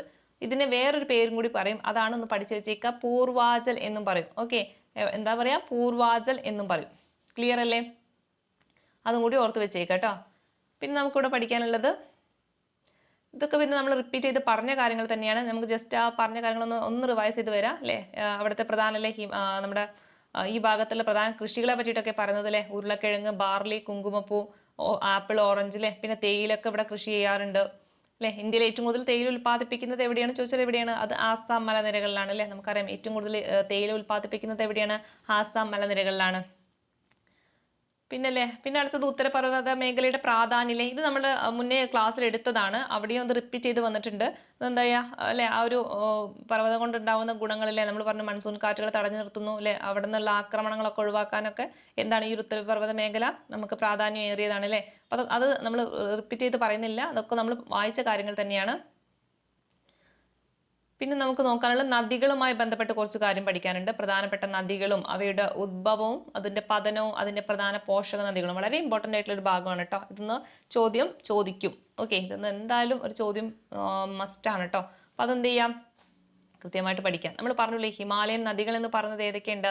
സിന്ധു, ഗംഗ, ബ്രഹ്മപുത്ര അല്ലെ? ഇതൊക്കെ എന്താണ്? ഹിമാലയത്തിൽ നിന്നാണ് ഉത്ഭവിക്കുന്നത്. ഓക്കെ, അപ്പൊ അത് എവിടെ നിന്നാണ് അതിന്റെ കറക്റ്റ് ഉത്ഭവ സ്ഥാനവും അതുപോലെ അതിന്റെ നീളവും അല്ലെങ്കിൽ അതിന്റെ കുറച്ച് പോഷക നദികളെ ഒന്ന് പഠിച്ചു വെച്ചേക്കുക. പിന്നെ അത് എവിടേക്കാണ് പതിക്കുന്നതെന്നും കൂടി ഒന്ന് പഠിച്ചു വെച്ചേക്കുക. നമ്മൾ ഒഴുകുന്ന സംസ്ഥാനം ഒന്നും അത്ര വലിയ ഇമ്പോർട്ടന്റ് അല്ല. നമുക്കത് ഇത്തരം കാര്യങ്ങൾ പഠിച്ചാൽ തന്നെ സെറ്റാണ്. ഓക്കെ, അപ്പൊ നമുക്ക് ആദ്യം നോക്കേണ്ടത് സിന്ധു ആണ് അല്ലെ? നമുക്കറിയാം പ്രധാന ഹിമാലയൻ നദികൾ ഏതൊക്കെയാണ്? സിന്ധു, ഗംഗ, ബ്രഹ്മപുത്രയാണ് അല്ലെ? അപ്പൊ അതിൽ സിന്ധുവിനെ കുറിച്ചിട്ട് പറയുകയാണെങ്കിൽ എവിടെ നിന്നാണ് ഉത്ഭവിക്കുന്നത്? നമ്മുടെ സിന്ധു എവിടെ നിന്നാണ് ഉത്ഭവിക്കുന്നത് ചോദിച്ചാൽ ടിബറ്റിലെ മാനസരോവർ തടാകത്തിൽ നിന്നാണ്. ഓക്കെ, എവിടെ നിന്നാണ് ഉത്ഭവിക്കുന്നത് ചോദിച്ചാൽ ടിബറ്റിലെ മാനസരോവർ തടാകത്തിൽ നിന്നാണ്. ഓക്കെ, ഇനി ഇതിന്റെ ഏകദേശം നീളം എന്ന് പറഞ്ഞു കഴിഞ്ഞാൽ 2880 കിലോമീറ്റർ ആണ്. ഓക്കെ, 2880 കിലോമീറ്റർ ആണ്. എന്നാൽ അത് അല്ലെ ഇന്ത്യയിലൂടെ കുറച്ച് ഭാഗം മാത്രമേ ഒഴുകുന്നുള്ളൂ. അത് എവിടെയാണ്? 790 കിലോമീറ്റർ മാത്രമേ എവിടെ ഒഴുകുന്നുള്ളൂ? നമ്മൾ ജമ്മു കാശ്മീർ വഴി അങ്ങനെ ഒഴുകി പോവുകയാണ്. പിന്നീട് എവിടെ പതിക്കുന്നുണ്ട്? നമ്മുടെ അറബിക്കടലിൽ പോയി പതിക്കുകയാണ്. അപ്പൊ അതിന്റെ ആ ഒരു നീളം എന്ന് പറയുന്നത് 790 കിലോമീറ്റർ ആണ്. യഥാർത്ഥത്തിൽ അതിന് എത്ര കിലോമീറ്റർ ഉണ്ട്? 2880 കിലോമീറ്ററോളം ദൈർഘ്യമുണ്ട്. ഓക്കെ, ഇനി ഇതിന്റെ പ്രധാന പോഷക നദികൾ ഏതെല്ലാം എന്ന് ചോദിക്കാറുണ്ട് അല്ലെ? ഏതൊക്കെയാണ്? ജലമുണ്ട്, രവിയുണ്ട്, ബിയാസ് ഉണ്ട്, ചിനാബ് ഉണ്ട്. ഏതൊക്കെയാണ്? ജലം, രവി, ബിയാസ്, ചിനാബ്. ഓക്കെ, ക്ലിയർ അല്ലേ? പോഷക നദികൾ ഏതൊക്കെയാണ്? ജലം, രവി, ബിയാസ്, ചിനാബാണ്. ഇനി ഇത് എവിടെയാണ് പോയി പതിക്കുന്നത്? നമ്മൾ പഠിച്ചു അറബിക്കടലിലാണ് അല്ലെ? എവിടെയാണ്? അറബിക്കടലിലാണ്. അപ്പൊ എവിടെ നിന്നാണ് സിന്ധു ഉത്ഭവിക്കുന്നത് ചോദിച്ചാൽ എവിടെ നിന്നാണ്? ടിബറ്റിലെ മാനസരോവർ തടാകത്തിൽ നിന്നാണ്. ക്ലിയർ അല്ലേ? ടിബറ്റിലെ എവിടെ നിന്നാണ്? മാനസരോവർ തടാകമാണ്. ഇതിന്റെ ഒരു നീളം എന്ന് പറഞ്ഞാൽ 2880 കിലോമീറ്ററും നമ്മുടെ ഇന്ത്യയിലൂടെ എത്രയേ പോകുന്നുള്ളൂ? 790 കിലോമീറ്ററുമാണ്. പ്രധാന പോഷക നദികൾ ഏതൊക്കെയാണ്? ജലം, രവി, ബിയാസ്, ചിനാബ്. ഏതൊക്കെയാണ്? ജലം, Ravi, Beas, Chenab. Okay, then next അടുത്തൊരു നദിയാണ് ഗംഗ അല്ലെ? അപ്പൊ ഗംഗാ നദിയുടെ ഉത്ഭവസ്ഥാനം ചോദിച്ചാൽ ഏതാണ്? എവിടെ നിന്നാണ് ഗംഗ അല്ലെ? ആ പേരിൽ തന്നെ ഉണ്ട്. ഗംഗോത്രി ഹിമാനിയിലെ ഗായ്മുഖ് ഗുഹയിൽ നിന്നാണ് എന്ത് ഉത്ഭവിക്കുന്നത്? ഗംഗ ഉത്ഭവിക്കുന്നത് അല്ലെ? നമുക്ക് പഠിക്കാൻ എളുപ്പമാണ്. എവിടെ നിന്നാണ്? ഗംഗോത്രി എന്ന് പഠിക്കാം, അല്ലെങ്കിൽ ഗായ്മുഖ് ഗുഹയിൽ നിന്നും പഠിക്കാം അല്ലെ? രണ്ടും ചോദിക്കാറുണ്ട്. അപ്പൊ ഗംഗ ഉത്ഭവിക്കുന്നത് അവിടെ നിന്നാണ്. അതിന്റെ ഏകദേശം നീളം എത്ര ചോദിച്ചാൽ 2500 ആണ്. അത് ഏകദേശം പഠിച്ചു വെച്ചാൽ മതി ആ ഒരു ഗംഗയുടെ നീളം എന്ന് പറയുന്നത്. ഇനി ഇതിന്റെ പോഷക നദികൾ ചോദിക്കാറുണ്ട്. ഏതാണ്? യമുന, സോണ്, ദാമോദർ, കോസിട്ട. നമ്മുടെ യമുന എന്ന് പറയുന്നത് ആരുടെ പോഷക നദിയാണ്? നമ്മുടെ ഗംഗയുടെ പോഷക നദിയാണ് കേട്ടോ. അത് പഠിച്ചു വെച്ചേക്കണം, പലർക്കും അറിയില്ല. അപ്പൊ യമുന എന്ന് പറയുന്നത് ആരുടേതാണ്? ഗംഗയുടെ പോഷക നദിയാണ് കേട്ടോ. അതുപോലെ തന്നെയാണ് സോണ്, ദാമോദർ, കോസി അല്ലെ? അതും കൂടി ഓർത്ത് വെക്കുക. ഏതൊക്കെയാണ്? സോൺ ഉണ്ട്, ദാമോദർ, കോസി. ഇതൊക്കെ നമ്മുടെ ഗംഗയുടെ പോഷക നദികളാണ്. ഇനി ഗംഗ എവിടേക്കാ പോയി പതിക്കുന്നത്? നമ്മുടെ ബംഗാൾ ഉൾക്കടലിലാണ് കേട്ടോ. അപ്പൊ സിന്ധു അറബിക്കടലിലാണ്, പക്ഷെ ഗംഗ അല്ലെ എവിടേക്കാ പോകുന്നത്? ബംഗാൾ ഉൾക്കടലിലോട്ടാണ് കേട്ടോ. അടുത്തത് ബ്രഹ്മപുത്രയാണ് അല്ലെ? ബ്രഹ്മപുത്ര നദി എവിടുന്നാ ഉത്ഭവിക്കുന്നത്? ടിബറ്റിലെ ചെമിയുങ് ഹിമാനിയിൽ നിന്നാണ് കേട്ടോ. അപ്പൊ ടിബറ്റിലെ ചെമിയുങ് ഹിമാനിയിൽ നിന്നാണ് ആര് ഉത്ഭവിക്കുന്നത്? ബ്രഹ്മപുത്ര ഉത്ഭവിക്കുന്നത്. ഇതിന്റെ ഒരു നീളം എന്ന് പറഞ്ഞാൽ 2900 കിലോമീറ്റർ ആണ്. ഇന്ത്യയിലൂടെ 725 കിലോമീറ്റർ ആണ് ഒഴുകുന്നത്. ഓക്കെ, ഒക്കെ 2000ന്റെ കണക്കാണ് വരുന്നത് അല്ലെ? അപ്പൊ ഏകദേശം ഒരു കണക്ക് നിങ്ങൾ പഠിച്ചു വെച്ചേക്കുക. ഓക്കെ, ഇനി ഇതിന്റെ പോഷക നദികൾ ഏതൊക്കെയാ ചോദിച്ചാൽ ഏതൊക്കെയാണ്? സുബാൻസിരി, മാനസ്, തീസ്ത, ലോഹിത്. ഇതൊക്കെയാണ് ഇതിന്റെ പോഷക നദികൾ എന്ന് പറയുന്നത്. ഓക്കെ, അപ്പൊ ബ്രഹ്മപുത്രയുടെ പോഷക നദികൾ ഏതൊക്കെയാണ്? തീസ്ത, മാനസ്, സുബാൻസിരി, ലോഹിത്. ഏതൊക്കെയാണ്? തീസ്ത, മാനസ്, സുബാൻസിരി, ലോഹിത്. ക്ലിയർ അല്ലേ? അത് എവിടെയാണ് പോയി പതിക്കുന്നത്? ബംഗാൾ ഉൾക്കടലിലാണ്. സെറ്റ് അല്ലേ? ഒന്നുകൂടി പറഞ്ഞു തരാം. സിന്ധു അല്ലെ? സിന്ധു എവിടെ നിന്നാണ്? ടിബറ്റിലെ. ഇതൊക്കെ എവിടെയാണ്? ഹിമാലയൻ നദികൾ, ഹിമാലയത്തിൽ നിന്ന് ഉത്ഭവിക്കുന്ന നദികളാണ്. ഇത് സിന്ധു ആണെങ്കിൽ അത് ടിബറ്റിലെ മാനസരോവറിൽ നിന്നാണ് ഉത്ഭവിക്കുന്നത്. അതിന്റെ ഏകദേശം നീളം എന്ന് പറയുന്നത് 2880 കിലോമീറ്റർ ആണ്. ഈ നദിയിലെ നമ്മുടെ ഇന്ത്യയിലൂടെ എത്രയേ പോകുന്നുള്ളൂ? 790 കിലോമീറ്റർ മാത്രമേ പോകുന്നുള്ളൂ. ഇതിന്റെ പ്രധാന പോഷക നദികളാണ് ജലം, രവി, ബിയാസ്, ചിനാബ്. ഇത് പതിക്കുന്നത് അറബിക്കടലിലാണ്. ഓക്കെ, ഇനി ഗംഗയോട് പറയുകയാണെങ്കിൽ ഗംഗ എവിടെ നിന്നാണ് ഉത്ഭവിക്കുന്നത്? ഗംഗോത്രിയിൽ നിന്നാണ് അല്ലെ. ഗംഗോത്രി ഹിമാനിയിലെ ഗായ്മുഖ് ഗുഹയിൽ നിന്നാണ്. ഇതിന്റെ നീളം ഏകദേശം 2500 കിലോമീറ്റർ ആണ്. ചിലപ്പോൾ 2525 ഒന്നും കാണാറുണ്ട്. നമ്മൾ ഏകദേശം മനസ്സിലാക്കി വെക്കുക. ദെൻ പോഷക നദികൾ എന്ന് പറയുന്നത് ഏതൊക്കെയാണ്? യമുനയുണ്ട്, സോൺ ഉണ്ട്, ദാമോദർ ഉണ്ട്, കോസി ഉണ്ട്. ഇതും പതിക്കുന്നത് എവിടെയാണ് ചോദിച്ചാൽ അത് അറബിക്കടലിലാണ്. ഓക്കെ, അതെവിടെയാണ്? സോറി ബംഗാൾ ഉൾക്കടലിലാണ്. ഗംഗ പതിക്കുന്നത് ബംഗാൾ ഉൾക്കടലാണ്. സിന്ധു ആണ് അറബിക്കടൽ. ഓക്കെ, ഇനി ബ്രഹ്മപുത്ര അല്ലെ, ലാസ്റ്റ് വൺ. ബ്രഹ്മപുത്ര എവിടെ നിന്നാണ്? ടിബറ്റിലെ ചെമിയും ഹിമാനിയിൽ നിന്നാണ്. അതിന്റെ നീളം ഏകദേശം 2900 കിലോമീറ്റർ ഉണ്ട്. ഇന്ത്യയിലൂടെ എത്രയാണ് പോകുന്നത്? 725 കിലോമീറ്റർ ആണ് പോകുന്നത്. ഇതിന്റെ പോഷക നദികൾ ഏതൊക്കെയാണ്? തിസ്ത, മാനസ്, സുബാൻസിരി, ലോഹിത്. ഓക്കെ, ഇത് പതിക്കുന്നത് എവിടെയാന്ന് ചോദിച്ചാൽ എവിടെയാണ്? ബംഗാൾ ഉൾക്കടലിലാണ്. ഓക്കെ, സെറ്റ് അല്ലേ?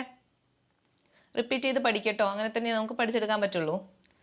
ഇനി നമ്മുടെ ഉത്തരപർവ്വത മേഖല എന്ത് ചെയ്തു? അങ്ങനെ തീർന്നു. ഓക്കെ, ഉത്തരപർവ്വത മേഖല എല്ലാ കാര്യങ്ങളും നമ്മൾ പഠിച്ചു കഴിഞ്ഞു. ഇനി നമ്മൾ പഠിക്കാൻ പോകുന്നത് അതിന് തൊട്ട് താഴെയുള്ള ആരാണ്? ഉത്തര മഹാസമതലമാണ്. അത്ര വലിയ കോംപ്ലിക്കേറ്റഡ് അല്ല, നല്ല സുഖത്തിൽ പഠിക്കാവുന്നുള്ളൂ കേട്ടോ. ഉത്തര മഹാസമതലം അല്ലെ, നമ്മൾ പഠിച്ച കാര്യങ്ങൾ തന്നെയാണ് ഉള്ളത് ഇതില്. മെയിൻ ആയിട്ട് ഒന്നുമില്ല അല്ലെ. എക്കൽ നിക്ഷേപിച്ച് രൂപം കൊണ്ടതാണ് നമ്മുടെ ഉത്തര മഹാസമതലം എന്ന് പറയുന്നത് അല്ലെ. സിന്ധു ഗംഗ ബ്രഹ്മപുത്ര സമതലം എന്നും ഇത് അറിയപ്പെടുന്നു അല്ലെ. നമ്മൾ പറഞ്ഞില്ലേ, സിന്ധു ഗംഗ ബ്രഹ്മപുത്ര സമതലം എന്നറിയപ്പെടുന്നത് ഏതാണ്? ഈ ഒരു ഉത്തര മഹാസമതലമാണ്. എന്തുകൊണ്ട് അങ്ങനെ വിളിക്കാൻ കാരണം അല്ലെ? ഈ സിന്ധു ഗംഗ ബ്രഹ്മപുത്ര നദികളൊക്കെ ഒഴുക്കിക്കൊണ്ടുവരുന്ന അവസാദങ്ങളൊക്കെ കൂടി നിക്ഷേപിച്ചുണ്ടായതാണ് ആര്? നമ്മുടെ ഉത്തര മഹാസമുദ്രം. അതുകൊണ്ടാണ് അങ്ങനെ വിളിക്കുന്നത്. ഈ ഒരു അവിടെ കാണപ്പെടുന്ന മണ്ണാണ് ഏത്? എക്കൽ മണ്ണെന്ന് പറഞ്ഞു. എന്താണ് അതിന്റെ പ്രത്യേകത? ഫലപുഷ്ടി കൂടുതലുള്ള മണ്ണാണ്. പഠിച്ചു വെച്ചേക്കണം, നമ്മൾ കഴിഞ്ഞ ക്ലാസ്സിൽ പഠിച്ചതാണ്. ഫലപുഷ്ടി കൂടുതലുള്ള മണ്ണാണ് ഏത്? എക്കൽ മണ്ണെന്ന് പറഞ്ഞിട്ടുള്ളത്. ഓക്കെ, ഇനി കുറച്ച് സമതലങ്ങളും അതിന്റെ രൂപീകരണത്തിന് കാരണമാകുന്ന നദികളെ പറ്റിയിട്ടും പഠിക്കാനുണ്ട്. അപ്പൊ ഇത് ഇമ്പോർട്ടന്റ് ആണ്, അതൊന്ന് പഠിച്ചു വെച്ചേക്കാം. ഏതാണ്? ഫസ്റ്റ് വണ്ണ് പഞ്ചാബ് ഹരിയാന സമതലം. ഓക്കെ, എന്താണ് സമതലത്തിന്റെ പേര്? പഞ്ചാബ് ഹരിയാന സമതലം അല്ലെ. അത് രൂപീകരണത്തിന്, ആ ഒരു സമതലം രൂപീകരിക്കാൻ കാരണമായ നദികൾ ചോദിച്ചാൽ ഏതാണ്? സിന്ധുവും പോഷക നദികളും അല്ലെ. നമുക്കറിയാം പഞ്ചാബിലൂടെ ഒഴുകുന്ന നദിയാണ് സിന്ധു എന്നറിയാം. അപ്പൊ അതുകൊണ്ട് നമുക്ക് അങ്ങനെ കണക്ട് ചെയ്ത് വെക്കാം അല്ലെ. ഏതൊക്കെയായിരിക്കും പഞ്ചാബ് ഹരിയാന സമതലം ഉണ്ടായത്? സിന്ധുവും അതിന്റെ പോഷക നദികളും ചേർന്നിട്ടാണ് ഈ ഒരു സമതലം രൂപപ്പെടുത്തിയിട്ടുള്ളത്. ദെൻ അടുത്തത് രാജസ്ഥാനിലെ മരുസ്ഥലി ബാഗർ സമതലങ്ങൾ അല്ലെ. രാജസ്ഥാനിൽ ഏതുണ്ട്? മരുസ്ഥലി ബാഗർ എന്ന് പറഞ്ഞിട്ടൊരു സമതലമുണ്ട്. അത് രൂപപ്പെട്ടത് എങ്ങനെയാണെന്ന് ചോദിച്ചാൽ എങ്ങനെയാണ്? നമുക്കറിയാം അല്ലെ, രാജസ്ഥാനിലൂടെ ഒഴുകുന്ന മരുഭൂമിയിലൂടെ ഒഴുകുന്ന ഒരു നദിയാണ് ഏത്? ലൂണി എന്ന് പറയുന്നത് അല്ലെ. അപ്പൊ അങ്ങനെ നമുക്ക് കണക്ട് ചെയ്ത് വെക്കാം. ലൂണി, സരസ്വതി അല്ലെ, സരസ്വതിയും ഉണ്ട്. ഓക്കെ, അപ്പൊ ലൂണി, സരസ്വതി നദികൾ രൂപപ്പെടുത്തിയതാണ് ഏത് സമതലം? ഈ ഒരു രാജസ്ഥാനിലെ മരുസ്ഥലി ബാഗർ സമതലം എന്ന് പറയുന്നത്. ക്ലിയർ അല്ലേ? അപ്പൊ പഞ്ചാബ് ഹരിയാന ആണെങ്കിൽ പഞ്ചാബിലൂടെ ഒഴുകുന്ന നദിയാണ് സിന്ധു. അതുകൊണ്ട് തന്നെ എന്താണ്? സിന്ധുവും അതിന്റെ പോഷക നദികളും ചേർന്നിട്ടാണ് എന്ത് രൂപപ്പെടുത്തിയിട്ടുള്ളത്? ഈ ഒരു പഞ്ചാബ് ഹരിയാന സമതലം രൂപപ്പെടുത്തിയിട്ടുള്ളത്. എന്നാൽ രാജസ്ഥാനിലെ മരുസ്ഥലി ബാഗർ സമതലങ്ങളോ അവിടെയുള്ള ലൂണി അതുപോലെ സരസ്വതി നദികൾ ചേർന്നിട്ട് രൂപപ്പെടുത്തിയതാണ് ഏത്? ഈ ഒരു മരുസ്ഥലി ബാഗർ സമതലം എന്ന് പറയുന്നത്. ദെൻ ഗംഗാ സമതലം അല്ലെ, പഠിക്കാൻ എളുപ്പമാണ്. ഗംഗാ സമതലം ഗംഗയും അതിന്റെ പോഷക നദികളും ചേർന്നിട്ട് ഉണ്ടാക്കിയെടുത്തതാണ് ഏത്? ഗംഗാ സമതലം എന്ന് പറയുന്നത്. അടുത്തത് നമ്മുടെ ബ്രഹ്മപുത്ര സമതലം അല്ലെ. ആസാമിലൂടെ ഒഴുകുന്ന നദിയാണ് ബ്രഹ്മപുത്ര എന്ന് പറയുന്നത് അല്ലെ. അതുകൊണ്ട് തന്നെ ആസാമിലെ ബ്രഹ്മപുത്ര സമതലം രൂപപ്പെടുത്തിയത് ആരാണ്? ബ്രഹ്മപുത്രയും അതിന്റെ പോഷക നദികളും ചേർന്നിട്ടാണ്. സെറ്റ് അല്ലേ? ക്ലിയർ അല്ലേ? പഠിക്കാൻ എളുപ്പമാണ്, നമുക്കത് മനസ്സിലാക്കിയാൽ മതി. ആ ഒരു ഭാഗത്തിലൂടെ പോകുന്ന നദികൾ ഏതെന്ന് മനസ്സിലാക്കി കഴിഞ്ഞാൽ അതാണ് ഈ ഒരു സമതലം ഉണ്ടാക്കാൻ കാരണമാകുന്നതെന്ന് മനസ്സിലാകും. ഓക്കെ, അടുത്ത ഭാഗത്തിലോട്ട് പോകാം. ഇതൊക്കെ നമുക്ക് അറിയുന്ന കാര്യങ്ങളാണ്. ഇന്ത്യയുടെ ധാന്യപ്പുര അല്ലെ, അതായത് ഉത്തര മഹാസമതലത്തെ പറ്റിയാണ് പറയുന്നത് അല്ലെ. അവിടുത്തെ പ്രധാന കൃഷികളെ പറ്റി ഇതൊക്കെ നമ്മൾ ഒരുപാട് പറഞ്ഞതാണ്. എന്നാലും കൂടി പറയാം. ഗോതമ്പിൽ നമ്മുടെ പ്രധാന ഭക്ഷ്യവിളകളായ ഗോതമ്പ്, ചോളം, നെല്ല്, കരിമ്പി, പരുത്തി ഒക്കെ ഇവിടെയും കൃഷി ചെയ്യുന്നുണ്ട് കേട്ടോ. അതുപോലെ പയർവർഗ്ഗങ്ങൾ, ഇതൊക്കെ എവിടെയാണ്? ഉത്തര മഹാസമതലത്തിലാണ്. ഓക്കെ, അതായത് നമ്മളിപ്പോൾ പരുത്തി കൺഫ്യൂഷൻ വരണ്ട. കാരണം ഈ കറുത്ത മണ്ണ് കൂടുതലുള്ളത് എവിടെയാണെന്ന് ചോദിച്ചു കഴിഞ്ഞാൽ നമ്മുടെ ഉപദ്വീപീയ പീഠഭൂമിയിലാണ്. ബാക്കിയുള്ള സ്ഥലത്തൊക്കെ ഉണ്ട്, കുറേശ്ശെ ഉണ്ട്. ഓക്കെ, അവിടെയൊക്കെ എന്താണ് ഈ കൃഷികളും നടക്കുന്നുണ്ട്. അത് മനസ്സിലാക്കി വെക്കാം. പിന്നെ നമ്മൾ മരുഭൂമിയിലോട്ട് വരുമ്പോൾ രാജസ്ഥാനിലെ പ്രധാനമായിട്ട് കൃഷി ചെയ്യുന്ന വിളകൾ ഏതൊക്കെയാണ്? ബജ്ര, ജോവർ ആണല്ലേ. ഇതിനധികം എന്ത് വേണ്ട? വെള്ളം ആവശ്യമില്ല. അതുകൊണ്ടാണ് ഈ ഒരു വിള അവിടെ കൃഷി ചെയ്യാൻ പറ്റുന്നത്. ഓക്കെ, ഏതൊക്കെയാണ്? ബജ്ര, ജോവർ ഒക്കെ കൃഷി ചെയ്യുന്ന ചോദിക്കാം. എവിടെയാണ്? നമ്മുടെ രാജസ്ഥാനിലാണ്. അല്ലെങ്കിൽ മരുഭൂമിയിലൊക്കെ കൃഷി ചെയ്യുന്ന വിളകളാണ് ഏത്? ബജ്ര, ജോവർ എന്ന് പറയുന്നത്. ദെൻ നമ്മൾ ഉപദ്വീപീയ പീഠഭൂമിയിലെ നമ്മൾ പറഞ്ഞു അതിന്റെ തൊട്ട് താഴെയുള്ള ഉപദ്വീപീയ പീഠഭൂമിയാണെന്ന് പറഞ്ഞു അല്ലേ. ഏതൊക്കെ ഭാഗങ്ങളാണ് ആ സംസ്ഥാനങ്ങളൊക്കെ ഒന്ന് മനസ്സിലാക്കി വെക്കുക അല്ലെ. നമ്മുടെ ഇന്ത്യൻ ഭൂപടം എടുത്തു കഴിഞ്ഞാൽ നമ്മുടെ പകുതിയിൽ ഏകദേശം സെൻട്രലിൽ നിന്ന് അങ്ങോട്ട് താഴത്തോട്ടാണ് ഉപദ്വീപീയ പീഠഭൂമി വരുന്നത് അല്ലെ. മധ്യപ്രദേശിന്റെ ആ ഭാഗത്ത് ഏതൊക്കെയുണ്ട്? മധ്യപ്രദേശ് ഉണ്ട്, അതുപോലെ ജാർഖണ്ഡ് ഉണ്ട്, ഛത്തീസ്ഗഡ് ഉണ്ട്, അതുപോലെ മഹാരാഷ്ട്ര, കർണാടക, തമിഴ്നാട്, തെലങ്കാന അല്ലെ. നമ്മുടെ അന്യ സംസ്ഥാനങ്ങളുടെ കുറച്ച് ഭാഗങ്ങളൊക്കെ എന്താണ് ഈ ഒരു ഉപദ്വീപീയ പീഠഭൂമിയുടെ ഭാഗമാണ് കേട്ടോ. അതുപോലെ തന്നെ ഒഡീഷ, പശ്ചിമ ബംഗാളിന്റെ ഒക്കെ കുറേശ്ശെ ഭാഗങ്ങൾ എന്തുണ്ട്? ഉപദ്വീപീയ പീഠഭൂമിയുടെ ഒക്കെ ഭാഗമാണ്. ഓക്കെ, നമ്മൾ പറഞ്ഞല്ലേ ഈ ഉപദ്വീപീയ പീഠഭൂമി എന്ന് പറഞ്ഞാൽ എന്താണ്? ധാതുക്കളുടെ കലവറയാണ് അല്ലെ. നമുക്കറിയാം ജാർഖണ്ഡിലൊക്കെ ധാരാളം എന്താണ് ധാതു നിക്ഷേപമുള്ള സ്ഥലമാണ്. അപ്പൊ അതൊക്കെ അങ്ങനെ കണക്ട് ചെയ്ത് വെക്കുക ഓരോ സ്ഥലങ്ങളൊക്കെ പറയുമ്പോൾ. ഓക്കെ, ഇനി നമ്മൾ പറഞ്ഞില്ലേ ഈ പീഠഭൂമി എങ്ങനെ രൂപപ്പെട്ടിട്ടുള്ളത് അല്ലെ. ഉറപ്പേറിയ ലാവ തണുത്തുറഞ്ഞിട്ട് രൂപപ്പെട്ടതാണ്. അപ്പൊ ഈ ഉറപ്പേറിയ ശിലകളാണ് എന്താ? ശിലകളാൽ നിർമ്മിതമായതാണ് ഇത് ഈ ഉപദ്വീപീയ പീഠഭൂമി എന്ന് പറയുന്നത്. ഓക്കെ, ഇന്ത്യയിലെ ഏറ്റവും വിസ്തൃതവും അതുപോലെ പഴക്കം ചെന്നതുമായ ഭൂവിഭാഗം ചോദിക്കാം. അതേതാണ്? ഉപദ്വീപീയ പീഠഭൂമി അല്ലെ. നമ്മളിപ്പോ പറഞ്ഞല്ലേ ഈ ഭൂപ്രകൃതിയെ ഉത്തരപർവ്വത മേഖല, ഉത്തര മഹാസമുദ്രം, പീഠഭൂമി, ദ്വീപുകൾ, അതുപോലെ എന്താണ് തീരസമുദ്രം എന്നൊക്കെ പറഞ്ഞു. ഇതിലൊക്കെ വെച്ചിട്ട് ഏറ്റവും വിസ്തൃതമായ അല്ലെങ്കിൽ പഴക്കം ചെന്ന ഭൂവിഭാഗം ചോദിച്ചാൽ അത് ഏതാണ്? ഉപദ്വീപീയ പീഠഭൂമിയാണ് കേട്ടാ. മാറരുത്, പഠിച്ചു വെച്ചേക്ക. ഏതാണ്? ഉപദ്വീപീയ പീഠഭൂമിയാണ് എന്ത്? ഏറ്റവും വിസ്തൃതമായത്. അതുപോലെ തന്നെ ഇതെന്താണ്? ഏറ്റവും പഴക്കം ചെന്നതുമായ ഭൂവിഭാഗമാണ്. ക്ലിയർ അല്ലേ? ഓക്കെ, ഇതാ ആ പിക്ചർ നിങ്ങൾക്ക് കണ്ടാൽ മനസ്സിലാവൂലേ. ഇതാ ഇങ്ങനെയാണ് പോകുന്നത് നമ്മുടെ ഉപദ്വീപീയ പീഠഭൂമി എന്ന് പറയുന്നത് അല്ലെ. ഈ സെൻട്രലിൽ നിന്ന് ഇങ്ങോട്ടല്ലേ നമ്മുടെ തെക്കോട്ടേക്ക് പോകുമ്പോൾ അല്ലെ കുറച്ച് നമ്മുടെ അയൽ സംസ്ഥാനങ്ങളുടെ കുറച്ച് ഭാഗങ്ങളൊക്കെ എന്താണ് ഈ ഒരു ഇന്ത്യൻ ഉപദ്വീപീയ പീഠഭൂമിയുടെ ഭാഗങ്ങളാണ്. ഇവിടെ നിന്നല്ലേ നമ്മുടെ ഒഡീഷ, പശ്ചിമ ബംഗാളിന്റെ ഒക്കെ കുറച്ച് ഭാഗങ്ങളൊക്കെ വരുന്നുണ്ട്. ഓക്കെ, ക്ലിയർ അല്ലേ? ഇവിടെയാണല്ലേ നമ്മൾ പറഞ്ഞു പ്രധാന ആരവല്ലി പർവ്വതനിര കാണുന്നുണ്ട്, മാൾവ പീഠഭൂമി, അതുപോലെ വിന്ധ്യാനിരകൾ, അതുപോലെ സത്പുര നിരകളൊക്കെ ഇവിടെ കാണപ്പെടുന്നുണ്ട്. ഇവിടെ എന്തുണ്ട്? ഒരുപാട് മലനിരകൾ കാണപ്പെടുന്നുണ്ട്. പിന്നില്ലേ പീഠഭൂമികൾ പ്രധാനല്ലേ. ഇന്ത്യയിലെ ഏറ്റവും വലിയ പീഠഭൂമിയായ ഡെക്കാൻ പീഠഭൂമി, അതുപോലെ ഛോട്ടാ നാഗ്പൂർ പീഠഭൂമി ഒക്കെ ഇവിടെ കാണപ്പെടുന്നതാണ്. ഓക്കെ, ക്ലിയർ അല്ലേ? പിന്നല്ലേ നമ്മുടെ ഈ ഉപദ്വീപീയ പീഠഭൂമിയിൽ നമ്മൾ ഏറ്റവും ഉയരമേറിയ കൊടുമുടി ചോദിക്കാറുണ്ടല്ലേ. അത് ഏതാണ്? ആനമുടിയാണ് അല്ലെ. അപ്പൊ ഏറ്റവും ഉയരമേറിയ കൊടുമുടി ചോദിച്ചാൽ അത് ഏതാണ്? ഉപദ്വീപീയ ഇന്ത്യയിലെ ഏറ്റവും ഉയരമേറിയ കൊടുമുടി ചോദിച്ചാൽ അത് ഏതാണ്? നമ്മുടെ ആനമുടിയാണ്. അതിന്റെ ഉയരം കൂടി പഠിച്ചു വെച്ചേക്ക. എത്രയാണ്? 2695 മീറ്റർ ആണ് കേട്ടോ. ഇമ്പോർട്ടന്റ് ആണ്. ആനമുടിയുടെ നീളം ചോദിച്ചാൽ എത്രയാണ്? അതിന്റെ ഉയരം ചോദിച്ചാൽ എത്രയാണ്? 2695 മീറ്റർ ആണ്. ഓക്കെ, പിന്നല്ലേ ഇത് എവിടെയാണ് സ്ഥിതി ചെയ്യുന്നത്? നമ്മൾ പറഞ്ഞു നമ്മുടെ കേരളത്തിലാണ്, ഇടുക്കി ജില്ലയിലാണ്. ഓക്കെ, പിന്നെന്താണ്? നമ്മുടെ ഉപദ്വീപീയ പീഠഭൂമിയെ പറ്റിയാണ് പറയുന്നത് അല്ലെ. അവിടെ എന്ത് പറഞ്ഞു? ധാരാളം നിക്ഷേപങ്ങളിലെ എന്ത് നിക്ഷേപം? ധാതുക്കളുടെ നിക്ഷേപം ധാരാളമായിട്ടുള്ളതാണ് അല്ലെ. അതുകൊണ്ടാണ് എന്ത്? ധാതുക്കളുടെ കലവറ എന്നൊക്കെ അറിയപ്പെടുന്നത് ഏതിനെയാണ്? ഈ ഒരു ഉപദ്വീപീയ പീഠഭൂമിയെയാണ് അല്ലെ. അങ്ങനെയാണെങ്കിൽ നമ്മുടെ ഭക്ഷ്യ കലവറ എന്നറിയപ്പെടുന്നത് ഏതാണ്? ഉത്തര മഹാസമതലത്തെയാണ്. അപ്പൊ അതൊന്ന് മനസ്സിൽ കണക്ട് ചെയ്ത് വെക്കുക. ഓക്കെ, പിന്നല്ലേ ഇവിടത്തെ പ്രധാന അല്ലെ ഏതൊക്കെയാണ് ധാതുക്കൾ എന്നും കൂടി ഓർത്ത് വെച്ചേക്ക. ബസാൾട്ട് അല്ലെ. ഇവിടെ പ്രധാനമായും ബസാൾട്ട് എന്ന ആഗ്നേയ ശിലകളാൽ നിർമ്മിതമായ ഈ പീഠഭൂമിയിൽ വ്യാപകമായിട്ട് എന്ത് മണ്ണാണ് അല്ലെ? കറുത്ത മണ്ണാണ് കാണപ്പെടുന്നത് അല്ലെ. അപ്പൊ ചോദിക്കല്ലേ ഇവിടെ ഏതാണ്? ബസാൾട്ട് എന്ന ആഗ്നേയ ശില കൊണ്ടാണ് എന്ത് നിർമ്മിതമായിട്ടുള്ളത്? ഈ ഒരു ഉപദ്വീപീയ പീഠഭൂമി നിർമ്മിതമായിട്ടുള്ളത്. അതും കൂടി ഓർത്ത് വെച്ചേക്ക. ഇതൊക്കെ നമ്മൾ പറഞ്ഞ കാര്യങ്ങൾ തന്നെയാണ്. ദെൻ ഇനി നമുക്ക് നോക്കാനുള്ളത് നമ്മുടെ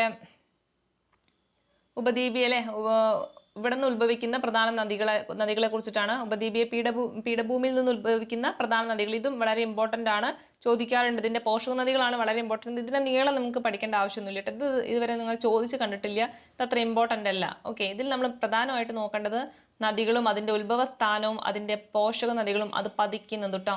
വളരെ എളുപ്പമാണ് നമുക്ക് പഠിക്കാനായിട്ട് അല്ലേ. ആദ്യം നമുക്ക് നോക്കാം മഹാനദി. നമുക്ക് ആ നദികൾ ഏതൊക്കെയാന്ന് മനസ്സിലാക്കണം. നമ്മൾ സിന്ധു, ഗംഗ, ബ്രഹ്മപുത്ര നമ്മൾ ഓൾറെഡി പഠിച്ചു കഴിഞ്ഞു അല്ലേ. ഹിമാലയ നദികളാണ്. പിന്നീട് ഇങ്ങോട്ട് വരുന്ന ഉപദ്വീപീയ പീഠഭൂമിയിൽ നിന്ന് ഉത്ഭവിക്കുന്ന പ്രധാന നദികൾ ഏതൊക്കെയാണ്?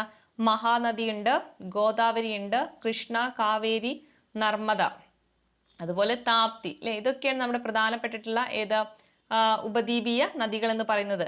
അതിലല്ലേ മഹാനദി അല്ലെ എവിടുന്നാ ഉത്ഭവിക്കുന്നത്? മഹാനദി അല്ലെ എളുപ്പമാണ് പഠിക്കാൻ അല്ലെ. മഹാനദി മൈക്കല നിരകളിൽ നിന്ന് അല്ലെ. നമ്മുടെ മധ്യപ്രദേശിലുള്ള മൈക്കല നിരകളിൽ നിന്നാണ് എന്ത് ഉത്ഭവിക്കുന്നത്? മഹാനദി ഉത്ഭവിക്കുന്നത്. ഓക്കെ, ഇനി ഇതിന്റെ ഒരു പ്രധാന പോഷക നദികൾ ചോദിക്കാം. ഇബ്, ടെല്ല് എന്തിന്റെ പോഷക നദിയാണ്? മഹാനദിയുടെ പോഷക നദിയാണ്. ഏതൊക്കെയാണ്? പഠിച്ചു വെച്ചേക്കാ, ചോദിക്കൂട്ടോ. ഈ ലേറ്റസ്റ്റ് ആയിട്ട് വേറെ നമ്മുടെ താപ്തിയുടെ ചോദിച്ചിട്ടുണ്ടായിരുന്നു. വേറെ കൃഷ്ണയുടെ ഒക്കെ ചോദിക്കാറുണ്ട്, കാവേരിയുടെ ചോദിക്കാറുണ്ട്. അപ്പൊ എന്താണ്, ഇത് ഇമ്പോർട്ടന്റ് ആണ് കേട്ടോ, എളുപ്പമാണ് പഠിക്കാനും. നിങ്ങൾ എന്ത് ചെയ്യുക, കൃത്യമായിട്ട് പഠിക്കുക. ഓക്കെ, അപ്പൊ മഹാനദിയുടെ പോഷക നദികൾ ഏതൊക്കെയാണ്? ഇബ് ടെല്ലാണ്. ഏതൊക്കെയാണ്? ഇബ് ടെല്ലാണ് ഏതൊക്കെ മഹാനദിയുടെ പോഷക നദി എന്ന് പറയുന്നത്. എവിടുന്നാണ് ഉത്ഭവിക്കുന്നത്? മൈക്കല നിരകളിൽ നിന്നാണ് ഉത്ഭവിക്കുന്നത്. ഓക്കെ, ഇനി ഇത് എവിടെയാണ് പതിക്കുന്നത് ചോദിച്ചാൽ എവിടെയാണ്? നമ്മുടെ ബംഗാൾ ഉൾക്കടലിലാണ് പതിക്കുന്നത് കേട്ടോ. എവിടെയാണ്? ബംഗാൾ ഉൾക്കടലിലാണ്. ദെൻ രണ്ടാമത്തത് ഗോദാവരിയാണ് അല്ലെ. ഗോദാവരി എവിടുന്നാണ് ഉത്ഭവിക്കുന്നത് ചോദിച്ചാൽ എവിടുന്നാണ്? നമ്മുടെ പശ്ചിമഘട്ടത്തിൽ നിന്നാണ്, അതായത് മഹാരാഷ്ട്രയിലെ നാസിക് ജില്ലയിലുള്ള ഭാഗത്തു നിന്നാണ് കേട്ടോ. അപ്പം പശ്ചിമഘട്ടത്തിലെ എവിടുന്നാണ് ഉത്ഭവിക്കുന്നത്? മഹാരാഷ്ട്രയിലെ നാസിക് ജില്ലയിൽ നിന്നാണ് ഇത് ഉത്ഭവിക്കുന്നത്. നാസിക്കിൽ നിന്നാണ് എന്ത് ഉത്ഭവിക്കുന്നത്? ഗോദാവരി ഉത്ഭവിക്കുന്നത്. ഓർത്ത് വെച്ചേക്കാം. ഇതിന്റെ പോഷക നദികൾ ഏതൊക്കെയാണ്? ഇന്ദ്രാവതി, ശബരി. ഓക്കെ, ഗോദാവരിയുടേത് ഇന്ദ്രാവതി, ശബരി. ഓക്കെ, ഗോദാവരി ആരൊക്കെയാണ്? ഇന്ദ്രാവതി, ശബരി. മഹാനദിയുടെ പോഷക നദി ഏതൊക്കെയാ? ഇബ് ടെല്ലാണ്. ഇബ് ടെല്ല് മഹാനദിയുടേതാണ്. ഗോദാവരിയുടെ ഏതൊക്കെയാണ്? ഇന്ദ്രാവതി, ശബരിയാണ്. ഇതെവിടെയാ പോയി പതിക്കുന്നത്? ഗോദാവരി അത് നമ്മുടെ ബംഗാൾ ഉൾക്കടലിലാണ് പതിക്കുന്നത്. ഓക്കെ, ഗോദാവരി എവിടെയാണ് പതിക്കുന്നത്? ബംഗാൾ ഉൾക്കടലിലാണ് പതിക്കുന്നത്. Then next കൃഷ്ണയാണ്. കൃഷ്ണയും എവിടുന്നാണ് ഉത്ഭവിക്കുന്നത് ചോദിച്ചാൽ പശ്ചിമഘട്ടത്തിലെ എവിടെയാണ്? നമ്മുടെ മഹാബലേശ്വർ കുന്നുകളിൽ നിന്നാണ് അല്ലെ. മഹാരാഷ്ട്രയിലുള്ള മഹാബലേശ്വർ കുന്നുകളിൽ നിന്നാണ്. ഓക്കെ, അപ്പൊ പശ്ചിമഘട്ടത്തിലെ ഏതാണ്? മഹാബലേശ്വർ കുന്നുകളിൽ നിന്നാണ് ആര് ഉത്ഭവിക്കുന്നത്? കൃഷ്ണ ഉത്ഭവിക്കുന്നത്. പഠിച്ചു വെച്ചേക്കതൊക്കെ ചോദിക്കാറുള്ളതാണ് കേട്ടോ. അപ്പൊ ഗോദാവരി നാസിക് എന്നാണ് അല്ലെ. അങ്ങനെയാണെങ്കിൽ കൃഷ്ണ എവിടെ നിന്നാണ്? മഹാബലേശ്വർ കുന്നുകളിൽ നിന്നാണ്. കൃഷ്ണയുടെ പോഷക നദി പഠിച്ചു വെച്ചേക്കുക. ഏതൊക്കെയാണ്? ഭീമ, തുംഗഭദ്ര. ഏതൊക്കെയാണ്? ഭീമ, തുംഗഭദ്ര. ഇനി ഇത് പതിക്കുന്നത് എവിടെയാണ്? ബംഗാൾ ഉൾക്കടലിലാണ്. ഇതും പതിക്കുന്നത് ബംഗാൾ ഉൾക്കടലിലാണ്. ക്ലിയർ അല്ലേ?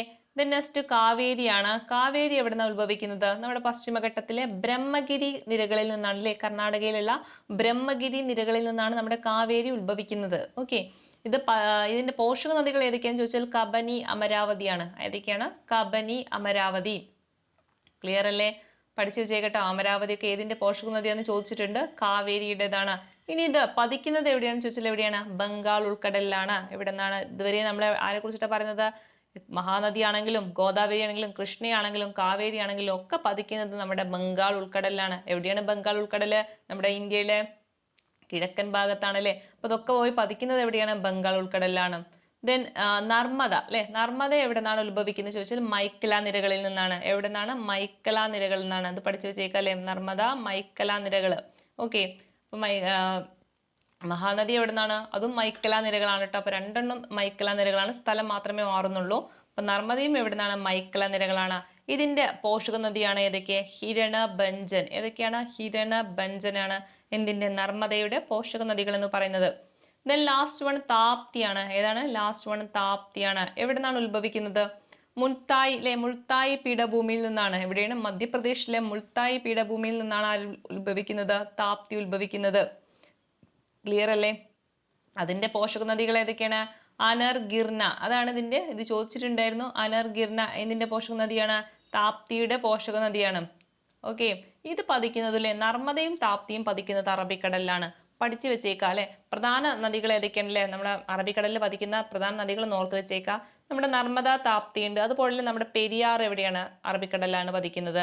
പിന്നെ സിന്ധു എവിടെയാണ്? അറബിക്കടലിലാണ് പതിക്കുന്നത്. പിന്നെ നമ്മുടെ വടക്ക് പടിഞ്ഞാറിലൂടെ ഒഴുകുന്ന നമ്മുടെ ലൂണി പോയി പതിക്കുന്നത് എവിടെയാണ്? നമ്മുടെ അറബിക്കടലിലാണ്. ബാക്കിയുള്ളതൊക്കെ എങ്ങോട്ടൊക്കെയാണ്? ബംഗാൾ ഉൾക്കടലിലേക്കാണ് കേട്ടോ. അപ്പൊ അതൊന്ന് ഓർത്ത് വെച്ചേക്കാം. അപ്പൊ ഒന്നും കൂടി നമ്മുടെ നദികൾ ഒന്നും കൂടി പറഞ്ഞുതരാം. മഹാനദിയിൽ നമ്മൾ ഫസ്റ്റ് പറഞ്ഞു മഹാനദിയാണ്. എവിടെ നിന്നാണ്? മൈക്കല മലനിരകളിൽ നിന്നാണ്. അതിന്റെ പ്രധാന പോഷക നദിയാണ് ഏത്? ഇബ് ടെല്ല്. ഓക്കെ, അപ്പൊ ഇബ് ടെല്ല് ആരുടേതാണ്? മഹാനദിയുടേതാണ്. അടുത്തത് ഗോദാവരിയെ കുറിച്ച് പറഞ്ഞു അല്ലെ. എവിടെ നിന്നാണ്? നാസിക്കിൽ നിന്നാണ് ഉത്ഭവിക്കുന്നത് അല്ലെ. ഇന്ദ്രാവതി, ശബരി ഒക്കെയാണ് എന്തിന്റെ പോഷക നദി? നമ്മുടെ ഗോദാവരിയുടെ പോഷക നദി എന്ന് പറയുന്നത്. ദെൻ കൃഷ്ണയെ കുറിച്ച് പറഞ്ഞു അല്ലെ. കൃഷ്ണ മഹാബലേശ്വറിൽ നിന്നാണ് ഉത്ഭവിക്കുന്നത്. അതിന്റെ പോഷക നദികളാണ് ഭീമ, തുംഗഭദ്ര എന്ന് പറയുന്നത്. ഓക്കെ, കാവേരിയുടേതോ? കാവേരി എവിടെ നിന്നാണ് ഉത്ഭവിക്കുന്നത്? നമ്മുടെ ബ്രഹ്മഗിരി നിരകളിൽ നിന്നാണ് ആര് ഉത്ഭവിക്കുന്നത്? കാവേരി ഉത്ഭവിക്കുന്നത്. അതിന്റെ പോഷക നദികളാണ് കബനി, അമരാവതി എന്ന് പറയുന്നത്. ഓക്കെ, പിന്നെ നർമ്മദ അല്ലെ. നർമ്മദയാണെങ്കിലോ മൈക്കല നിരകളിൽ നിന്നാണ്. അതിൻ്റെത് ഹിരൺ ബഞ്ചാലാണ്. ഹിരണും ബഞ്ചാലും നർമ്മദയുടെ പോഷക നദികളാണ്. ദെൻ താപ്തി എവിടെ നിന്നാണ്? മുൾത്തായ് പീഠഭൂമിയിൽ നിന്നാണ്. അതിന്റെ പോഷക നദിയാണ് ഏത്? അനർഗിർന. ഓക്കെ, ക്ലിയർ അല്ലേ? സെറ്റ് അല്ലേ? പഠിക്കാൻ കുറച്ച് ബുദ്ധിമുട്ടുണ്ടാവും. ബിഗിനേഴ്സിനൊക്കെ കുറച്ച് ബുദ്ധിമുട്ടുണ്ടാകാം. പക്ഷെ എന്ത് ചെയ്യാം? റിപ്പീറ്റ് ചെയ്ത് പഠിക്കുക, എഴുതി പഠിക്കുക. ഓക്കെ, അപ്പോൾ ഇന്നത്തെ ക്ലാസ് ഇത്ര മതി. കുറച്ച് ലോഡ് ആയിട്ടുണ്ടാവും എന്ന് വിശ്വസിക്കുന്നു. നിങ്ങൾ എന്ത് ചെയ്യാം, 2 പാർട്ടായിട്ട് ഇരുന്ന് കാണുക കേട്ടോ. ഒരു 30 മിനിറ്റ് അല്ലെങ്കിൽ 20 മിനിറ്റ് ഒരു പാർട്ട് കണ്ടിട്ട് അത് പഠിച്ച ശേഷം അല്ലെങ്കിൽ അത് നോട്ട് എഴുതി പഠിച്ച ശേഷം അടുത്ത പാർട്ട് കാണാനായിട്ട് ശ്രമിക്കുക. ഓക്കെ, അപ്പോൾ ക്ലിയർ അല്ലേ? അപ്പോൾ അടുത്തൊരു വീഡിയോ ആയിട്ട് കാണുന്നത് വരെ ഓക്കെ, താങ്ക് യു.